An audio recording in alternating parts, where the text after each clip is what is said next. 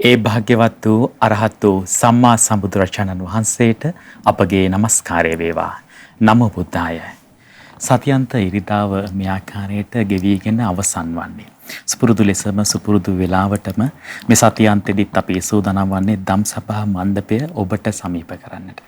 අප වෙත මහත් වූ කරුණා පෙරදරිව මේ සන්ධ්‍යාවේදී මේ මැදිරියට පින්වත් ස්වාමීන් වහන්සේ වැඩම කළා වෙනුවෙන් අපි මුලින්ම උන්වහන්සේව පාද වන්දනා කොට নমස්කාර කොට පිළිගන්නවා. පින්වත් ස්වාමීන් වහන්සේ අපගේ নমස්කාරය වේවා. සාදු සාදු සාදු. පින්වත්නි, ජීවිතය කොයිතරම් සැරසිලි කරත් සැලසුම් කරත් හරියට මේ රථයක් සැලසුම් කරත් ඒ රථේ පවතින්නේ නෑ වගේම මේ ජීවිතය කොයිතරම් සැලසුම් කරත් සැරසිලි කරත් ජීවිතය අපිට ස්ථීරව පවතිනවා කියලා කියන්නට පුළුවන් කමක් නැහැ. ඒ නිසා මේ ධර්මයේ සරණ යනවා හැර මේ වෙලාවේදී වෙන නම් කිසිම සරණක් නැහැ. ඒ නිසාම ධර්මයේම තමයි එකම සරණ. මේ තුනුරුවනේ පිහිට පිළිසරණ තමයි එකම සරණ කියලා ඔබට හිතෙනවා ඇති. ඒ නිසාම තමයි 330 පැයේම ශ්‍රද්ධා රූපවාහිනිය රූපවාහිනිය කල්යාණ මිත්‍රයා විදියට ඔබට මේ උතුම් වූ තිසරණේ පිහිටවලා ශ්‍රී සද්ධර්මයේ ශ්‍රවණය කරන්නට අවස්ථාව ලබා දෙන්නේ. ඒ විතරක් නෙමේ ලක්විරු ගුවන්විදුලියත් ඔබට සමීප වන්නේ ඒ නිසා වෙනමයි. අද මේ සූදානම් වන්නේත් ධම්සභා මණ්ඩපය ඔස්සේ උතුම් වූ ශ්‍රී සද්ධර්මයේ ඔබට සමීප කරන්නට.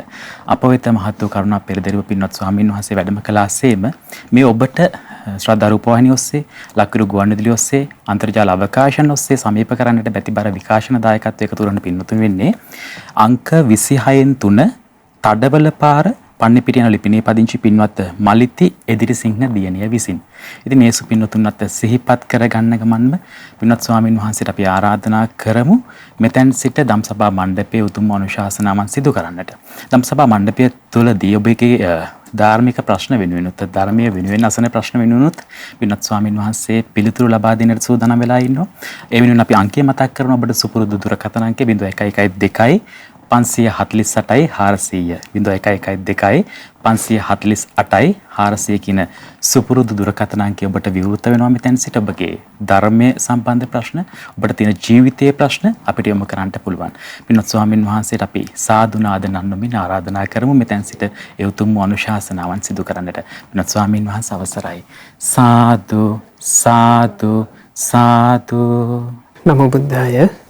පළමු කොට අප හැම දිනාගේ කල්යාණ මිත්‍ර ගුරු දේවෝත්තම පරම පූජනීය පින්වත් ලොකු ස්වාමීන් වහන්සේට අපගේ নমස්කාරය වේවා. සාදු සාදු සාදු. ගරුතර මහා සංඝරත්නයන් අවසරයි. ශ්‍රද්ධාවන්ත වාසනාවන්ත පින්වතුනි, පුරා සතියක කාලයකට පස්සේ අපි මේ මුණ ගැහෙන්නේ ඉරිදා දවසේ ශ්‍රද්ධා ධම්සභා මණ්ඩපය සමග. අපිට මේ ධම්සභා මණ්ඩපය ආදී මේ සදහම් වැඩසටහන් මේ කාල වකවානුවේ සිද්ධ කරන්න සිදු වෙලා තියෙන්නේ ගොඩාක් අභියෝග මැද. ඇත්තම අපි හැම දිනාගේ ජීවිත මේ කාල වකවානුවේ තියෙන්නේ බොහෝ අභියෝග මැද. වෙනදාටත් වඩා මේ ජීවිතේ ගොඩාක් ප්‍රශ්න දැනෙන කාලවකවානුවක්. මේ ලෝකේ පුරාම ප්‍රශ්න, අරුබුද, කංකටොළු, මිනිස්යාට වෙහෙස උපද්දන දේ අපිට නොඑක ආකාරයෙන් අහන්න ලැබෙනවා. ඒ අතරේ දැන් කාලයක පටන් අපි හැමදෙනා කතා වෙන, අපි හැමදෙනාට නිරන්තරයෙන් අහන්න ලැබෙන දෙයක් මේ වසංගතය. මේ හැම ප්‍රශ්නයක් ඉස්සරහම මේ උපන්න සමාජ තලයේ පුරුක් විදිහට ඉන්න අපි අසරණ වෙනවා. පීඩාවට පත් වෙනවා. වෙහෙසට පත් වෙනවා. ජාති ආගම් කුලමල බෙහෙද මොකුත් නැතුව අපි හැමදෙනා මේ උපදින අරුබුදවල කොටස්කාරයෝ බවට පත් වෙලා නොඑක ආකාරයෙන් අසරණ භාවයන්ට පත් වෙනවා. අසරණ භාවයට පත් වුණාට පස්සේ තමයි බොහෝ දෙනෙක් තමන්ගේ ජීවිතයට රැකවරණය හොයන්න මහන්සි ගන්නෙ. එහෙමයි. හැබැයි බුද්ධ දේශනාවේ තියෙනවා බොහොම වටින කාරණාවක්. බුදුරජාණන් වහන්සේගේ ධර්මයේ තුල අපේ දහම් පොත් තුල අන්තර්ගත වෙනවා වතුර පිපාසය ගැන කලින්ම කල්පනා කරන කෙනෙක්. මට පිපාසය හැදෙන කාලයක් එනවා. පිපාසයේදී මට වතුර බොන්න ඕන වෙනවා. එහෙමයි. ඒ ගැන කල්පනාව තියෙන කෙනා පිපාසයේ පැමිණෙන්න පෙරම ලිඳ හාරලා උල්පත පාදගෙන ලැහැත්ති කරගන්න ඕන. ඒක තමයි බුද්ධිමත් දෙන්නේ. එහෙමයි. පිපාසය ඇවිල්ලා මේ දිව ගිලෙන්න ලැහැත් වෙනකොට ලින් හාරන්න ගත්තොත් ඒක කරගන්න බෑ. එහෙමයි සම්මාස. ඉතින් ඒ වගේ අපි අපේ ජීවිතේ මේ අභියෝග කරදර කංකටොළු එනවා කියලා කල් ඇතුව දැනගෙන කලින්ම කල්පනා කරලා සූදානම් වුණොත් ඒක තමයි පින්වතුනි ඇත්තටම අපිට තියෙන රැකවරණේ. අපි රැකවරණේ හදාගන්න පුළුවන් අය බවටපත් වෙනවා. මේ මනුස්ස ජීවිතේ මේ කරදර කංකටොළු කොමත් එක්ක ගත වෙලා යම් දවසක අපි හැමදිනාට මනුස්ස ජීවිතය අත්හැරලා ඇස් පියා ගන්නත් සිද්ධ වෙනවා තනියම. ඒකටත් අපි තනියම මුහුණ දෙන්න ඕන. ඉතින් මේ හැම දෙයට අභියෝග එක්ක යන, අසරණකම් එක්ක යන, අනපේක්ෂිත කම්කටොළු එක්ක යන ජීවිතේට ජීවිත කාලෙම පුරුදු කරගන්න කියලා අපේ ගුරුදේවයන් වහන්සේ අපගේ ගුරු දේවෝත්තම පින්වත් ලොකු ස්වාමීන් වහන්සේ බොහෝම වටින අවවාදයක් අපිට කළා. කාරණා 3ක් මුළු ජීවිත කාලෙම පුරුදු කරගන්න. ඒ කරුණු 3 පුරුදු කරගත්තොත් එහෙම ආයුෂ්මතුන් වහන්සේලාගේ ජීවිතේ රැකෙයි කියලා. ඉතින් මේ කාරණා 3 මා කල්පනා කළා ගොඩාක් ප්‍රශ්න මහත්ය අපිට මේ කාලේ අහන්න ලැබෙනවා මිනිස්සුන්ගේ නොයෙකුත් දුක් කරදර අඳෝනා. ඉතින් ඒ හැමදේම අහන්න ලැබෙනකොට අපි කල්පනා කළා මේ ගුරුදේවයන් වහන්සේ අපිට කරපු අවවාදේ මේ පින්වතුන්ලා දැනගෙන හිටියොත් නුවණක් තියෙන වීරියක් තියෙන පින්වතෙකුට ඒ කරුණු පුරුදු කරලා තමන්ගේ ජීවිතේට යම් යහපතක් සලසා ගන්න අවකාශ ලැබෙයි කියලා. ඒ නිසා අද ධම්සභා මණ්ඩපයේ ආරම්භක අනුශාසනාව විදිහට අපි ඒ කරුණු 3 තමයි සිහිපත් කරලා දෙන්නේ. ඉතින් ඊට පළමුව මා කල්පනා කළා අපි හැමදෙනාගේ ජීවිතවලට බොහෝම වටින අවවාදයක් අරගෙන එන වීඩියෝ පටයක් ඔබට පෙන්වන්න අපි ඒ උදෙසා කටයුතු සූදානම් කළා. ඒ නිසා අපි පළමු කොට ඒ බොහෝම වටින අවවාදයේ සහිත වීඩියෝ පටේ නරඹමු. පින්වතුන්ලා මේ වීඩියෝ පටය බොහෝම අවධානයෙන් මෙහි කියන කාරණේ හොඳට තේරුම් ගනිමින් මේ වීඩියෝ පටේ නරඹන්න. පොඩ්ඩක් හිතන්න. ලෝකයේ හැම පැත්තෙම දැඩි ලෙස ව්‍යාකූල භාවයට පත්වෙන හැම පැත්තෙම මොනවා හරි නරක දෙයක්ම අහන්න ලැබෙන මේ වගේ කිසියම් කාලයක් එන්න පුළුවන්. මේ වගේ කිසියම් කාල පරිච්ඡේදයක් අතරේ ඔබ කවදාවත් හිතුවද මේ තරම් නරක වර්තමානයක් ගැන? ඒ වගේම මේ තරම් බිහිසුණු ඉරණමක් කවදාවත් තිබිලා නැද්ද කියලා? සමහර විට ඔබලාගෙන් බොහෝ දෙනෙකුට ඇත්තම මේ විදිහට හිතලා ඇති. නමුත් විශ්වාස කරන්න අතීතේ මීටත් වඩා ඉතාමත්ම භයානක අවස්ථාවන් මේ ලෝකේ ඇති වෙලා තියෙනවා. 1918 දී ස්පැනිෂ් ෆ්ලූ කියලා, ඒ කියන්නේ ස්පාඤ්ඤ උණ කියලා මහා වසංගතයක් ආවා. කෝටි 2කට වඩා මිනිසුන්ගේ ජීවිත ඒ වසංගතයෙන් නැති වුණා.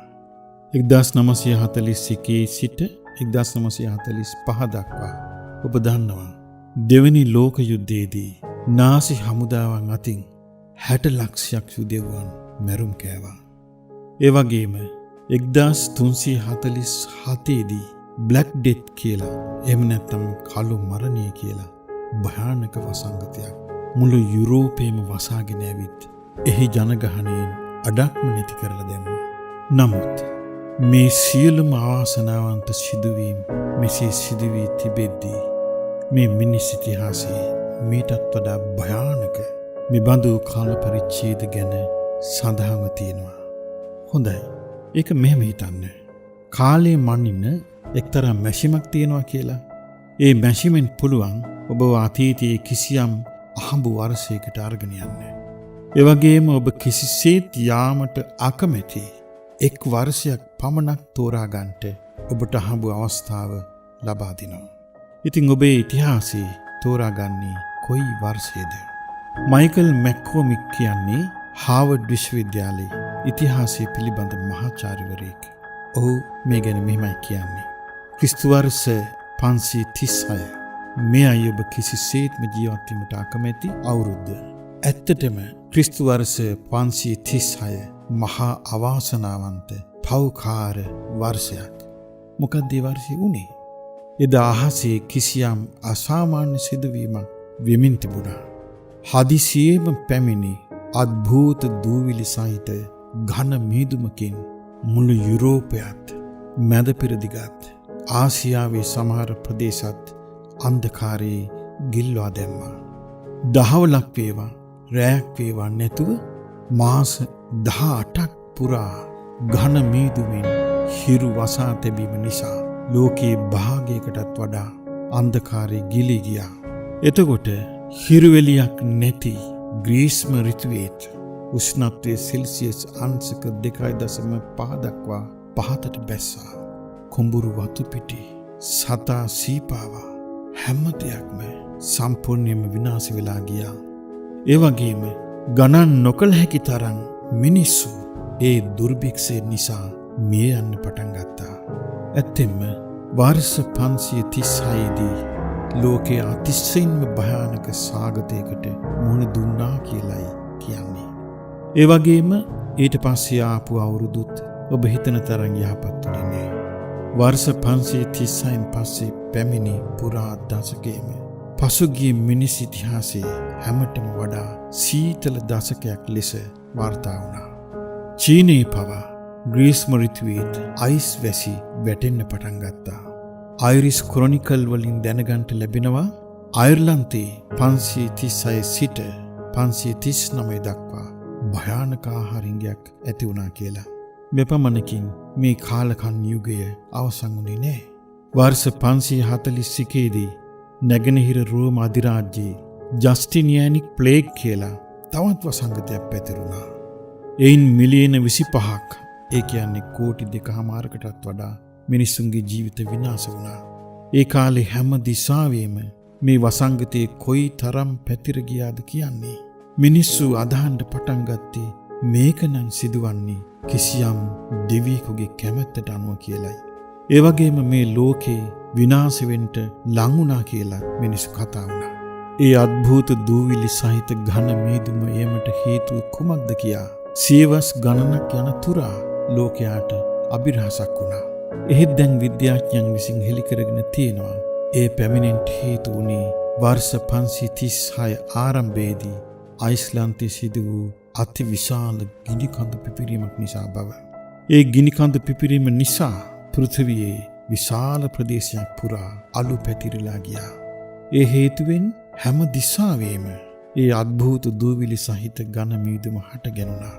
ඒ ගිනිකඳු පිපිරීම ගෝලීය කාලගුණ රටාව වෙනස් කර තබන්ට තරම්ම විශාල වුණා. ඒ හේතුවෙන් අවුරුදු ගණනාවක් දුර්භික්ෂය පැතිර ගියා.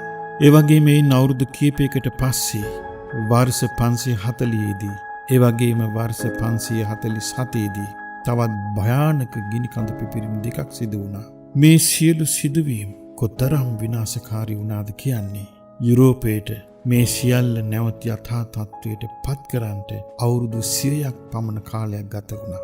ඒ නිසා සමස්ත 6 වෙනි ශතවර්ෂයේම අන්ධකාර යුගයක් කියලයි ඔවුන් සිහි කරන්නේ. ඉතිහාසඥයන් කියන පරිදි 6 වෙනි ශතවර්ෂයේදී ඔබ රජමැදුරක ඉපදුනත් ජීවත් වීම පිණිස නම් ඒ පරිසරයේ අතිශයින්ම භයංකර යුගයක් කියා පෑවා. ප්‍රොකෝපියස්, ඒ කියන්නේ 6 වෙනි ශතවර්ෂයේ හිටපු එක්තරා ඉතිහාසඥයෙක්. ඔහු ලියනවා ඒ කාලේ සූර්යයා සඳ බවට පත් වුණා කියලා. හිරුවෙලියක ලකුණක්වත් තිබුණේ නැහැ කියලා. මිනිස්සු යුද්ධයෙන් නිදහස් වෙලා තිබුණෙත් නැහැ. වසංගත වලින් නිදහස් වෙලා තිබුණෙත් නැහැ. හැම පැත්තෙම දකින්න ලැබුණේ මරණය විතරයි. මේක කොයිතරම් සත්‍යයක්ද? ජීවිතයත් සමග මරණයේ පැවතීම කොයිතරම් සත්‍යයක්ද? බුදුරජාණන් වහන්සේ අපට මෙහෙමයි වදාළේ. සබ්බේ සත්තා මරිස්සන්ති. සියලු සත්වයෝ මැරී යන්නාහ. මරණන්තන්හි ජීවිතන් සියල්ලන්ගෙම ජීවිත මරණයෙන් අවසන් වන්නේය. යථාකම්මං ගමිස්සන්ති පුඤ්ඤපාප ඵලූපගා. තම තමා විසින් කරන ලද කර්මයන්ට අනුව පින හා පව රැගෙන ඒ සියල්ලම යනවා. නිරයම් පාප කම්මන්තා පව් කරපු අය නිරයට යනවා. පුඤ්ඤ කම්මාච සුගතින් පින් කරපු අය සුගතියට යනවා.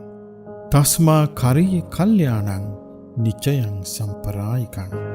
ඒ නිසා පරලෝ යහපත පිණිස පවතින කල්යාණ කර්ම කරන්න. පුඤ්ඤානි පරලෝකස්මින් පතිට්ඨා හොන්ති පානිනංති. පරලෝකදී සත්‍යයට පිහිට පිණිස පවතින්නේ තමන් විසින් කරගත් පිනමයි. ස්වාමීන් වහන්සේ අපි හිතනවා මේ ගොඩක් වෙලාවට අපිට තමයි හැමදේම වෙන්නේ. අපිට තමයි ඔක්කොම ප්‍රශ්න ටික කියලා. බලන්න යනකොට එහෙම නෑ. මේ අතීතයේදීත් මේවා සාමාන්‍ය පොදු ප්‍රශ්න බවට පත් වෙලා තියෙනවා. ඉතින් මහත්තයා නුවණැත්තන්ගේ අවවාදයක් අනුශාසනාවක් ඇහිමින් තමයි අපිට ওই කාරණේ තේරුම් ගන්න ලැබෙන්නේ. එහෙමයි. අපේ ගුරු දේවෝත්තම පරම පූජනීය පින්වත් ලොකු ස්වාමීන් වහන්සේ අපි හැමදෙනා ගැන අනුකම්පාවෙන් මේ කාරණේ අපිට සිහිපත් කරලා දෙන්නේ මේ ජීවිතය ගැන හොඳට තේරුම් ගන්න. මොකද මේ වසංගතයට මැදිහත් වුණාම අපිට හිතෙනවා අපිටමයි මේ ප්‍රශ්න. එහෙමයි. අපි කරාමයි මේ කම්කටොළු වෙන්නේ. එහෙමයි. අනේ මේ කාලවකවානුව මොන කාලකන්ණි කාලයක්ද අපිට එහෙම හිතෙනවා. නමුත් ආපහු හැරී බලද්දී අපිට පේනවා මිනිස්සු සැනසෙල්ලේ හිටියානම් ඉඳලා තියෙන්නේ බොහොම ටික කාලයයි. එහෙමයි. වැඩිපුර මේ ලෝකයේ දිහා බලනකොට තියෙන්නේම මහා අරගල අරුබුද කංකටොළු මේ වර්තමානයේ හටන් තියෙන වසංගතය විතරක් නෙමෙයි වසංගතය. එහෙමයි. අතීතයේ දිහා හැරිලා බලපුවම වසංගත නිසා බොහෝ අසරණ වෙලා තියෙනවා මේ මිනිස්සයා. සමහරට ওই සාංශාරික ගමනේ එනකොට ඔය වසංගත ඇස්සේ මැදි වෙලාම අපි කීප විටම මැරිලා තියෙන්නේ. එහෙමයි. ඉතින් ඒ මුකුත් අපිට මතක නැහැ. සංසාර ගමනක කතන්දරේ අපිට මතක නැහැ. මේ කරුණු කාරණා කියා දෙනකොටවත් යම් කෙනෙකුට නුවණ තියෙනවා නම් තේරුම් ගන්න පුළුවන් අපි යන්නේ මොන වගේ බිහිසුණු ගමනකද මේ කෙනා. එහෙමයි. මේ බිහිසුණු ගමනකට අපිට ආරක්ෂාව පිණිස පෞද්ගලිකව අපේ ජීවිතේ රැක ගැනීම පිණිස අපිට මේ කෝටි ගාණක් පිරිවර අතරේ වුණත් මහත්තයා මේ අරුබුද වලට මුහුණ දෙනකොට අපි තනි තනියම පුද්ගලයෙක්නේ. එහෙමයි. කෝටියක් මැද වුණත් අපිට මැරෙන්න වුණොත් අපි තනියම මැරෙන්නේ. එහෙමයි. කෝටියක් මිනිස්සු මැද වුණත් අපිට කායික ලෙඩක් ආවොත් අපි තනියෙන් විඳවන්නේ. එතකොට තමන්ගේ ජීවිතේ කරා පෞද්ගලිකව මේ ප්‍රශ්න එනකොට මේ ප්‍රශ්නවලට අපට මුහුණ දීම පිණිස බොහෝම වටින කාරණා තුනක් අපේ ගුරු දේවෝත්තම පින්වත් ලොකු ස්වාමීන් වහන්සේ පුරුදු කරගන්න කියලා අපිට අනුශාසනා කළා. එහෙමයි. ඒ කාරණා තුන ගැන ආරම්භයේදීම කියන්න ඕන අතිශයින්ම දුෂ්කර කාරණා. ජීවිතයක් ඇතුලේ පුරුදු කරගන්න අතිශයින්ම දුෂ්කර කාරණා. හැබැයි දුෂ්කරව හරි චුට්ටක් පුරුදු කළත් ජීවිතයට විශාල යහපතක් රැකවරණයක් සැනසෙල්ලක් උපද්දන කාරණා තුනක්. මොනවද ඒ කරුණු තුන? ඉවසීම, මෙත්සිත, උපේක්ෂාව. අපේ ගුරු දේවෝත්තම පින්වත් ලොකු ස්වාමීන් වහන්සේ අපට අවවාද කළා ආයුෂ්මතුන් වහන්සේලා මේ කරුණු තුන ජීවිත කාලෙම පුරුදු කරන්න. අමාරුවෙන් හරි මේ කරුණු තුන පුරුදු කරන්න. ඉවසීමත්, මෙත්සිතත්, උපේක්ෂාවත්. එහෙමයි. මේකේ ගත්තම මත මේ කරුණු තුනම අපේ ජීවිතේ ඕනම අභියෝගයකට මුහුණ දෙද්දී සාර්ථකව මුහුණ දෙන්න අපිට උදව් කරනවා. ඒකෙන් ප්‍රධාන එකක් උපේක්ෂාව. උපේක්ෂාව කියන කාරණේ ගත්තාම උපේක්ෂාවට පත්වීම කියන දේ හැර මේ කම්කටොළු ඉස්සරහා අපිට වෙන විසඳුමක් නැහැ. ඒ උපේක්ෂාව නිසා කෙනෙකුට පුළුවන් විකල් නොවී ඉන්න. උපේක්ෂාව නිසා කෙනෙකුට පුළුවන් අර අභියෝගී ඉස්සරහා කඩාගෙන වැටෙන්නේ නැතුව මුහුණ දෙන්න. එහෙමයි. දැන් සාමාන්‍යයෙන් අපිට ආරංචි වුණා මේ වසංගත රෝගී තත්ත්වයක් එක්ක නොයෙක් ප්‍රවෘත්ති. දැන් එක අවස්ථාවක මහත්තයා මේ බිරිඳට දරුවා ලැබෙන්න එහෙමයි. බිරිඳව රෝහල්ගත කළා. බිරිඳ රෝහල්ගත වෙලා දරුවා ලැබෙන්න ඉන්න කාලවකවානුවේදී අනේ ස්වාමි පුරුෂයාට වසංගතය වැළඳුණා. දවස් කීපයයි ස්වාමි පුරුෂයා මේකින්ම අමාරු වෙලා එහෙම මිය ගියා. හරියටම ස්වාමි පුරුෂයා මිය පරලෝ ගියේ බිරිඳට දරුවා හම්බ වෙන දවසේ.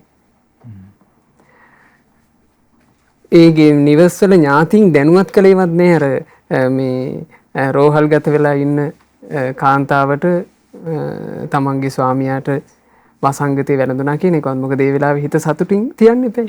මිනිස්සු එහෙම හිතනවනේ. ඒ නිසා මේක දැනුවත් කළේ නෑ. එතකොට මේ ස්වාමි පුරුෂයා හොඳටම අමාරු වෙලා දැඩි සත්කාරයකක ඉන්නකොටත් දුරකථන ඇමතුම් වලින් දෙමව්පියන්ගෙන් අහනකොට ඥාතිගෙන් අහනකොට ඥාතියෝ කියලා තියෙනවා නෑ මේ කරදරයක් නැතුව ඉන්නවා. එහෙම තමයි කියලා තියෙන්නේ. අවසානයේ මේ බිරිඳට දරුවා හම්බෙච්ච දවසේ පළවෙනි දරුවා ඒ දෙන්නගේ පළවෙනි දරුවා හම්බෙච්ච දවසේ ස්වාමි පුරුෂයා මිය ගිහිල්ලා.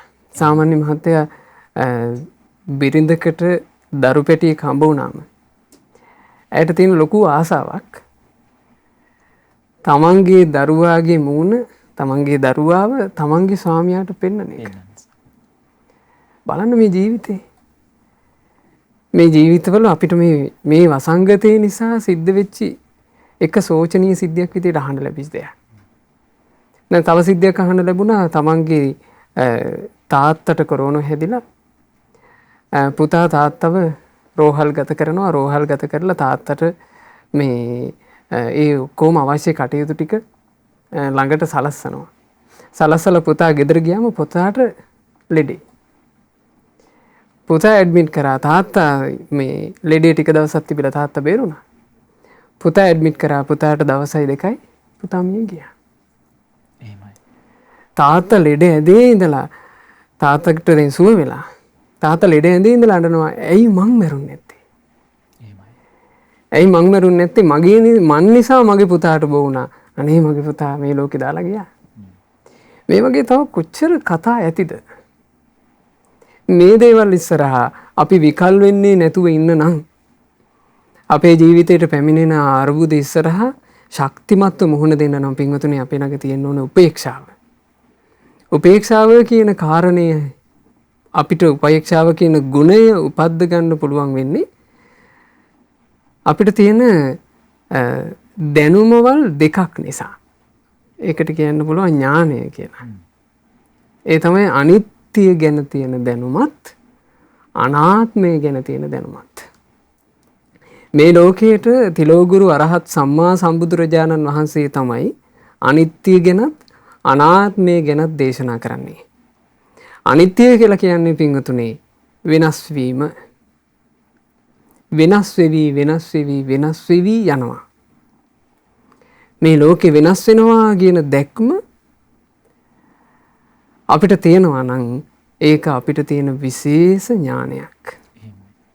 මේ ලෝකේ වෙනස් වෙනවා කියන දැක්ම අපිට තියෙනවා නම් මහත්තයා ඒක අපිට තියෙන විශේෂ ඥානයක්.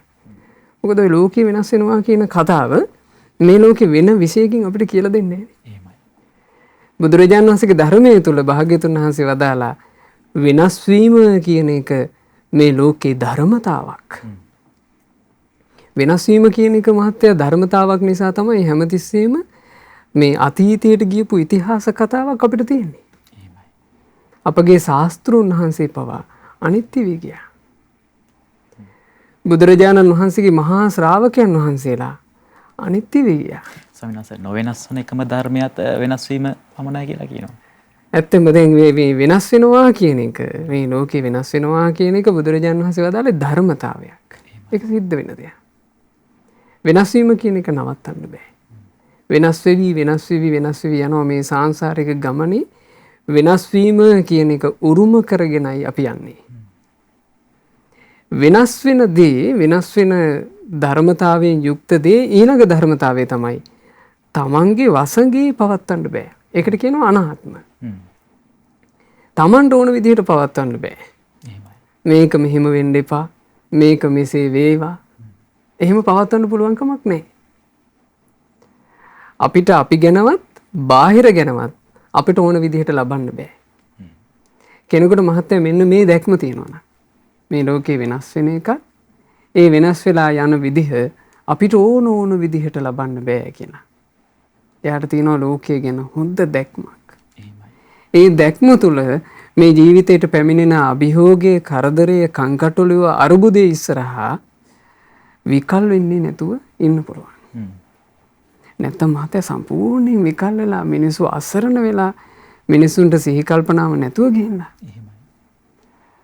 අපි පුදුම දුක්ඛිත ඉරනම් අපේ ජීවිතේට සමහර ලාවට මේ මනුස්ස ජීවිතේ ජීවිත කාලෙම මානසික ප්‍රතිකාර ගන්න සිද්ධ වෙන මේ වගේ මට්ටමකට එයා දුර්වල වෙන්න පුළුවන්. එහෙමයි. ඉතින් අපරාධේ ඒ එක අරුබුදේ නිසා කඩාගෙන යටන ජීවිතේ ආය සත්පුරුෂයෙක් හමුවේ දියුණු කරගන්නවත් අවස්ථාවක් නැතු වෙනවා. ඒ නිසා අපිට අපේ ජීවිතේ සම්පූර්ණයෙන්ම අපේ ජීවිත කතාවට අතිශයින්ම උපකාර කරන කාරණාවක් උපේක්ෂාවට පත් වෙන්න පුළුවන්කම. ඒ උපේක්ෂාව උපදින්නේ අපේ ළඟ තියෙනවා නම් අනිත්‍ය ගැන දැනුමක්, අනාත්මය ගැන දැනුමක්. අනිත්‍ය කියලා කිව්වේ වෙනස් වී යාම, අනාත්මය කියලා කිව්වේ තමන්ගේ වසඟේ පවත්වන්න බැරිකම. දැන් අපේ සාරිපුත්ත මහා මොග්ගල්ලාන මහරහතන් වහන්සේලා ආනන්ද ස්වාමීන් වහන්සේත් එක්ක බොහෝම සමීපයෙන් කටයුතු කරපු උතුම් මහතෙරුන් වහන්සේලා. සාරිපුත්ත මහරහතන් වහන්සේට ආනන්ද ස්වාමීන් වහන්සේ හරීම ලෙන්ගතුයි. එහෙමයි. ඉතින් අපේ සාරිපුත්ත මහරහතන් වහන්සේ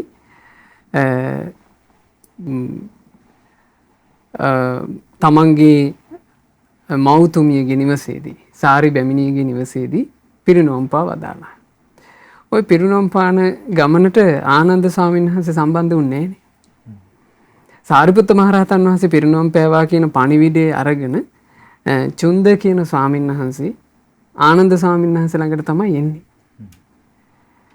චුන්ද ස්වාමීන් වහන්සේ ඇවිල්ලා ආනන්ද ස්වාමීන් වහන්සේට කියනවා ස්වාමීනි ආනන්දයන් වහන්සේ අනේ අපගේ සාරිපුත්තයන් වහන්සේ පිරිනිවන් වැඩියා. මේ අපේ සාරිපුත්තයන් වහන්සේගේ පාත්‍රා සිවුරු පිළිගන්නන්න සූදානම් වුණා. එතකොට ආනන්ද ස්වාමීන් වහන්සේ කියනවා ආනන්ද ස්වාමීන් වහන්සේ සෝතාපන්න වෙච්චි උත්තමයන් වහන්සේනේ. ආනන්ද ස්වාමීන් වහන්සේ කියනවා චුන්දේනි අපි ওই පණිවිඩේ භාග්‍යවතුන් වහන්සේ ළඟට අරයියා.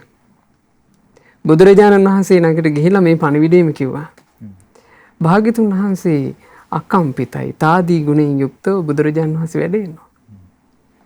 නමුත් ආනන්ද ස්වාමීන් වහන්සේ මෙහෙම කාරණාවක් කිව්වා. ආනන්ද ස්වාමීන් වහන්සේ ඒ වෙලාවේ කියනවා ස්වාමීනි භාග්‍යවතුන් වහන්සේ අනේ අපගේ සාරිපුත්තයන් වහන්සේ පිරිනිවන් වැඩියා කියන කතාව අහනකොට ස්වාමීනි මට දිසා වැටහෙන්නේ නැතුව ගියා. එතකොට භාග්‍යවතුන් වහන්සේ දේශනා කරනවා ධර්මය. බුදුරජාණන් වහන්සේ වදාලා ආනන්දය මා කලින්ම ඔබට කියා තියෙනව නේද මේ ලෝකේ නොනැසෙන කිසිවක් නැත කියලා. මේ ලෝකේ හැමදේම නැසී යනවා. හැමදේම වෙනස් වී යනවා. නොනැසෙන වෙනස් නොවෙන කිසිම දෙයක් නැහැ.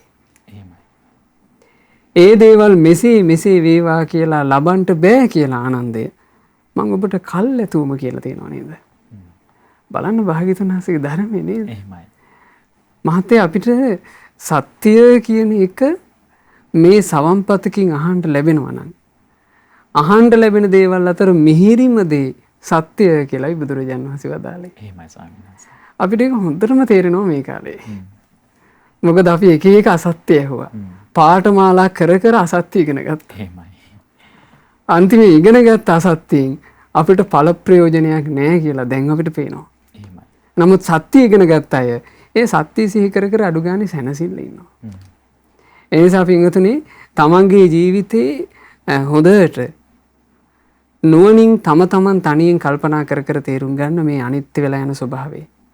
අපි කොච්චර ආදරේ කර කර එකට හිටියත් මේ අනිත්‍ය ධර්මතාවයට හසු වෙලා ආදරේ කරන අය වෙන් වෙලා යනවා කියන එක සිද්ධ වෙන දෙයක්. ඊළඟට අපි ආදරේ කරන වස්තු ඒ සියල්ල වෙන් වෙලා යනවා කියන එක සිද්ධ වෙන දෙයක්. ඊළඟට අපි අනිත්‍ය වෙලා යනවා කියන එක සිද්ධ වෙන දෙයක්. දැන් බලන්න මහත්තයා ඇතැම් වෙලාවට ලෙඩ රෝග හැදිලා ඒ රෝගියාව රෝහල්ගත කරනවා. රෝහල්ගත කරද්දී ඒ රෝහල්ගත කරපු රෝගියා ඔන්න ඒ ලෙඩ උත්සන්න වෙලාම මිය යනවා. මිය පරලෝ ගියාට පස්සේ රෝහලින් ඥාතීන්ට ගෙනල්ලා දෙනවා. ඒ රෝගියාගේ අපි හිතමු කාන්තාවගේ නම් අරුංගල් දෙක. එයා දාගෙන හිටපු මුද්ද. එයා ළඟ තිබුණු පර්ස් එක.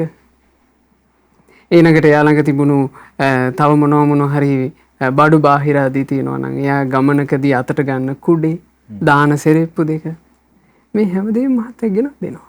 එහෙමයි. ඒ වරන් යන්නේ. එහෙමයි. එච්චර සොච්චමක දෙයක්වත් අපිට අරන් යන්න පුළුවන් කමක් නැහැ. ඔක්කොම ටික දාලා අපිටත් යන්න සිද්ධ වෙන දවසක් එනවා. එහෙමයි. ඉතින් උපේක්ෂාවකට පත් වෙන්න බැරුව හිටියොත් කොච්චර අසරණයිද අපි. බොහොම අසරණයි. ඒ නිසා පින්වතුනි ලෝකේ සම්බන්ධයෙන් තේරුම් ගන්න මේ හදවතේ කොටා ගන්න මේ ලෝකේ වෙනස් වෙනවා. වෙනස් වෙන ලෝකය මට ඕන විදිහට වෙනස් වෙන්නේ අනාත්මයි. ආන්ගේ පණිවිඩේ. දැන් අපි අහලා තියෙනෝනේ එක රජෙකුට තිබුණා කියලා මහත්තයා විශේෂ කඩුව. එක කතාවක්. රජ කෙනෙක් ඉඳලා තියෙනවා ඒ රජුරවන්ට තිබුණා කඩුවක්. ඒ කඩුව විශේෂ කඩුවක්. ඒ කඩුවෙන් පුළුවන් ඒ රජුරවන්ට දින්නත් පෙරදුනත් මැදහත් වෙන්න. කෙනෙකුට හිතේ කඩුවකින් කොහොමද දින්නත් පෙරදුනත් මැදහත් වෙන්නේ කියලා. ඒ කඩුවේ තිබුණ මහත්තයා විශේෂයක්. ඒ කඩුවේ තිබුණා වචනයක් කොටලා. ඒ වචනේ තමයි මේකත් වෙනස් වෙනවා. එහෙමයි. එතකොට රජුරෝ යුද්ධයක් ජයගත්තත් රජුරෝ කඩුව දිහා බලනවා. කඩුව බලපු ගමන් රජුරවන්ට තේරෙනවා මේකත් වෙනස් වෙනවා. ජයග්‍රහණයත් පරාජයත් දෙකම වෙනස් වෙන්න පුළුවන්. පරාජයටපත් වුණත් රජුරෝ කඩුව බලනවා. එහෙමයි. කඩුව බලපුවම රජුරවන්ට මතක් වෙනවා දුක් වුණා කියලා තේරුමක් නේ. මේකත් වෙනස් වෙනවා. එහෙමයි ස්වාමීන් වහන්සේ. ඒ නිසා මේ වෙනස් වෙන ලෝකේ අපිට මේ වෙනස් වීම ඉස්සරහා අකම්පිතව ඉන්න නම් අපේ ළඟ තියෙන්න ඕන අනිත්‍ය ගැන දැනුම, අනාත්මය ගැන දැනුම. අපිට පුළුවන් පින්වතුනි උපේක්ෂාවටපත් වෙන්න. උපේක්ෂාවටපත් වෙලා කම්පාවකින් තොරව මේවාට මුහුණ දෙන්න අපිට අවස්ථාවක් ලැබෙනවා. ඒක තමයි අපි ජීවිත කාලෙටම පුරුදු කරගත යුතු. අද දැන් අපි ඔබට මේ සිහිපත් කරලා දෙන කාරණේ ජීවිත කාලේ පුරාවටම ඔබ පුරුදු කරගත යුතු ඔබ ළඟ වටිනා හස්තසාර මාණික්යක්සේ තමන්ගේ ළඟ තබා ගත යුතු එකක්. මේ අවවාදයේ හස්තසාර මාණික්යක් වගේ ළඟ තියාගන්න. මොකද පින්වතුනි ජීවිතේ එන අරුබුද වලට අපි තනියම මුහුණ දෙන්න එපැයි. තනියම මුහුණ දෙද්දී මේ දේ අපි ළඟ තිබුණොත් අපි මේ කියා දෙන අවවාදේ අනේ ස්වාමීන් වහන්සේලා අපිට මෙහෙම කියලා දුන්නානේ. අපිට මතක් කළානේ මේ ලෝකේ අනිත්‍යයි. මේ ලෝකේ අනාත්මයි කියලා. එහෙමයි. කොච්චර උපකාරී වෙනවද? මහත්තයා බලන්න වසංගත රෝගී දැන් මේ කොරෝනා වසංගත රෝගී හැදුනහම රෝහල්ගත කරලා ඒ රෝහලට තමන් දන්න කියන ඥාති කිසි කෙනෙකුට එන්න දෙන්නේ නැහැ. එහෙමයි. ඒ රෝගියා රෝගිය උත්සන්න වෙනවාද එහෙම නැත්නම් රෝගය අඩු වෙනවාද ඒක ඒ රෝගියාගේ ප්‍රතිශක්තිය අනුව සිද්ධ වෙන එක. එහෙමයි. එයා නියමිත කාල සීමාවක් රෝහලේ තනියම ඉන්න ඕන. තනියම මුහුදින්න ඕනේ. තනියම රෝහලේ තමන් ජීවිතය ගත කරනකොට අපිට වෛද්‍යවරු මේ අපි දන්න කියන වෛද්‍යවරු අපිට සිහිපත් කරනවා ගොඩාක් රෝගීන් හරියට බය වෙනවලු. බය වෙන්න හේතුව දැන් මේ රූපවාහිනී ප්‍රවෘත්ති වලට මතක් කරනවානේ. අද කොරෝනා රෝගීන් මෙච්චරයි. මරණ මෙච්චරයි. අද මරණ මෙච්චරයි. ඒ මතක් කරනකොට රෝගී වැළඳිච්ච කෙනා විදිහට Tamanට මහා භීතියක් හට ගන්නවා. එහෙමයි. ඒ බහින් හරියට මානසිකව මේ කඩාගෙන වැටිච්ච ස්වභාවයක් රෝගීන්ගේ දකින්න ලැබෙනවා කියලා. ඒකට මහත්තයා මරණය එනවා කියන එක ගැන කෙනෙක් අద్භූත ආශ්චර්යජනක මහා භයංකාර දෙයක් විදිහට සැලකුවොත් එයාට ඒක හදවතට වේදනාවක් වෙහෙසක් ඇති කරනවා. නමුත් ජීවිතේ සම්බන්ධයෙන් ලෝකයේ සම්බන්ධයෙන් තේරුම් අරන් හිටියොත් එහෙම මේක කොහොමත් අනිත්‍ය වෙලා යන එකක්. මේක කොහොමත් අනිත්‍ය වෙලා යන එකක් මේක ස්ථිරසාරව තිබේවා කියලා මට ලබන්න පුළුවන්කමක් නැහැ. එහෙමයි. ඊළඟට මට ඕන විදිහට මේක වෙනස් කරන්න පුළුවන්කමකුත් නැහැ. අන්න ඒ තේරුම් ගැනීම එයාට ගොඩාක් උපකාර කරනවා. ඒ නිසා අපිට උදව් වෙන ඒ ගුණය ඔබ ඇති කරගන්න ඕන උපේක්ෂාව. උපේක්ෂාවට පත්වෙච්ච කෙනාට තමයි මහත්තයා අනිත් දෙක කරගන්න පුළුවන් වෙන්නේ. මොකද උපේක්ෂාවට පත් වෙන්න බැරි වුණොත් එහෙම එයා විකල් වෙනවා. උපේක්ෂාවට පත්වෙච්ච කෙනාට පුළුවන් අරුබුදේ ඉස්සරහා ඉවසන්න. උපේක්ෂාවට පත්වෙච්ච කෙනාට දොරටුව ඇරෙනවා ඉවසීම පිණිස, කලබල නොවීම පිණිස. ඉවසනවා ඇරෙන්න මම මොනවා කරන්නද කියන තැනට එයාට එන්න පුළුවන්. ඊළඟට මේ උපේක්ෂාවට පත්වෙච්ච කෙනාට ලැබෙන වාසනාව තමයි මහත්තයා ලෝකෙට බැන අඬ ගහගෙන යන්නේ. තව කෙනෙකුට වෛර කරන්නේ නැහැ. තව කෙනෙකුට ක්‍රෝධය කරන්නේ එහෙමයි. එයාට මෙත්සිත පවත්වන්න පුළුවන්. මෙත්සිත කියන එක අපිට අතිශයින්ම උපකාරයි. මොකද අරබුද කම්කටොළු වෙනකොට අපි එක එක තැන්වලට ඇඟිලි දික් කරනවා. අපිට එච්චරයි ඉතුරු වෙන්නේ. අපි සමහරවිට අපේම ඥාතියෙක් ගැන අපේම සමීපතමයෙක් ගැන වෛර බැඳ ගන්නවා සමහරු. අහවල්ලු හින්දා මට මේක බොවුනේ. අද අහන්න තියෙන්නේ ඒ වගේම ප්‍රවෘත්ති කතාමයි. අන්තිමේට මේ ලෙඩ ඇඳට වැටිලා ලෙඩ ඇඳේ ඉන්නේ කාට හරි හිතින් වෛර කර කර. අහවලා තමයි මට මේක බෝකලේ පරිස්සම් වෙන්නේ නැතු. එහෙම කියලා මහා මේ ගැටුණු හිතක් ඇතුව එයා අසරණ වේ. දැන් කායික අසරණ වීම වෙනම එකක්. කායික අසරණ වෙනවට වඩා බොහොම බිහිසුණු විදිහට මානසිකව අසරණ වෙනවා. එහෙමයි. මොකද මහත්තයා මේ කුණු කය කොහොමත් වෙනසී යනවමනේ. එහෙමයි සම්මාස. මේ කය වෙනසී නොයාවා කියන එක අපිට ලබන්න බැරි එකක්. ඊළඟට අපි හිතමු හැඩයට අපි කය තියාගෙන හිටියා කියලා. හැඩට කය තිබ්බා කියලා පරලොවට අපිට කිසිම වෛරකින් ඒක උදව් වෙන්නේ නැහැ. අපි හිතමු කෙනෙක් හොඳ පිරිසිදුව කය තියාගත්තා. හැඩට ලස්සනට මේකප් කරලා අලුත් විලාසිතා වලින් යුක්තව කය තියාගත්තා. ඒක එයාට පරලොවට කිසිම විදිහකින් උදව් වෙන්නේ නැහැ. එයාගේ හිත කියන එක පිරිසිදුයිද අපිරිසිදුයිද කියන කාරණේ පරලොවට අතිශයින්ම බලපානවා. එහෙමයි ස්වාමීන් වහන්සේ. බුදුරජාණන් වහන්සේ වැඩ ඉන්න කාලේ සිද්ධ වුණා හරි බිහිසුණු සිද්ධියක්. විදුඩබ කියලා ශාක්‍යයෙක්. ඒ ශාක්‍යයා තමයි මහත්තයා ශාක්‍ය සංහාරය සිද්ධ කළේ. ඒ විදුඩබ ශාක්‍යයා ශාක්‍ය වංශය ගැනම වෛර බැඳගෙන හිටියේ. විදුඩබ රජ වුණා. රජ වුණාට පස්සේ කෝසලේ මුළු සේනාවම විදුඩබගේ. කෝසලේ කියලා කියන්නේ 12 මහා ජනපද වලින් සුවිශාලම ජනපදේ. මහා සේනාවක් එක්ක ශාක්‍යව වට කළා. වට කළ මහත්තයා පුංචි ශාක්‍යයෙක්වත් ඉතුරු කරන්නේ නැතුව ශාක්‍යව සියලු දෙනා සමූල ඝාතනය කළා. ඒ සමූල ඝාතනය කරලා මේ පෙති ගහලා ඒ අතරේ යම් ඇහැට කනට පේන ලස්සන කාන්තාව හිටියද ඒ ඇයන්ව ඉතුරු කරගත්තා. 500 දෙනෙක් පණ පිටින් ඉතුරු කළා. එහෙමයි. ඒ ඉතුරු කරේ දාසියෝ විදිහට මේ එකතු කරගෙන ගිහිල්ලා මේ තව තවත් වද දෙන්න තමයි. දැන් මේ පණ පිටින් ඉතුරු කරගත්ත 500 දෙනාව එකම රැහැනක බැඳලා ඇදගෙන යනවා කියනවා. ඒ ඇදගෙන යනකොට මහත්තයා මේ 500 දෙනාම එකම හඬකින් සාප කරනවා විදුඩබට. ඒ කාන්තාවන්ගේ එක්කෝ අම්මා මරලා, එක්කෝ තාත්තා මරලා, එක්කෝ දෙමව්පියෝම මරලා, ස්වාමි පුරුෂයා මරලා, දරුවෝ මරලා.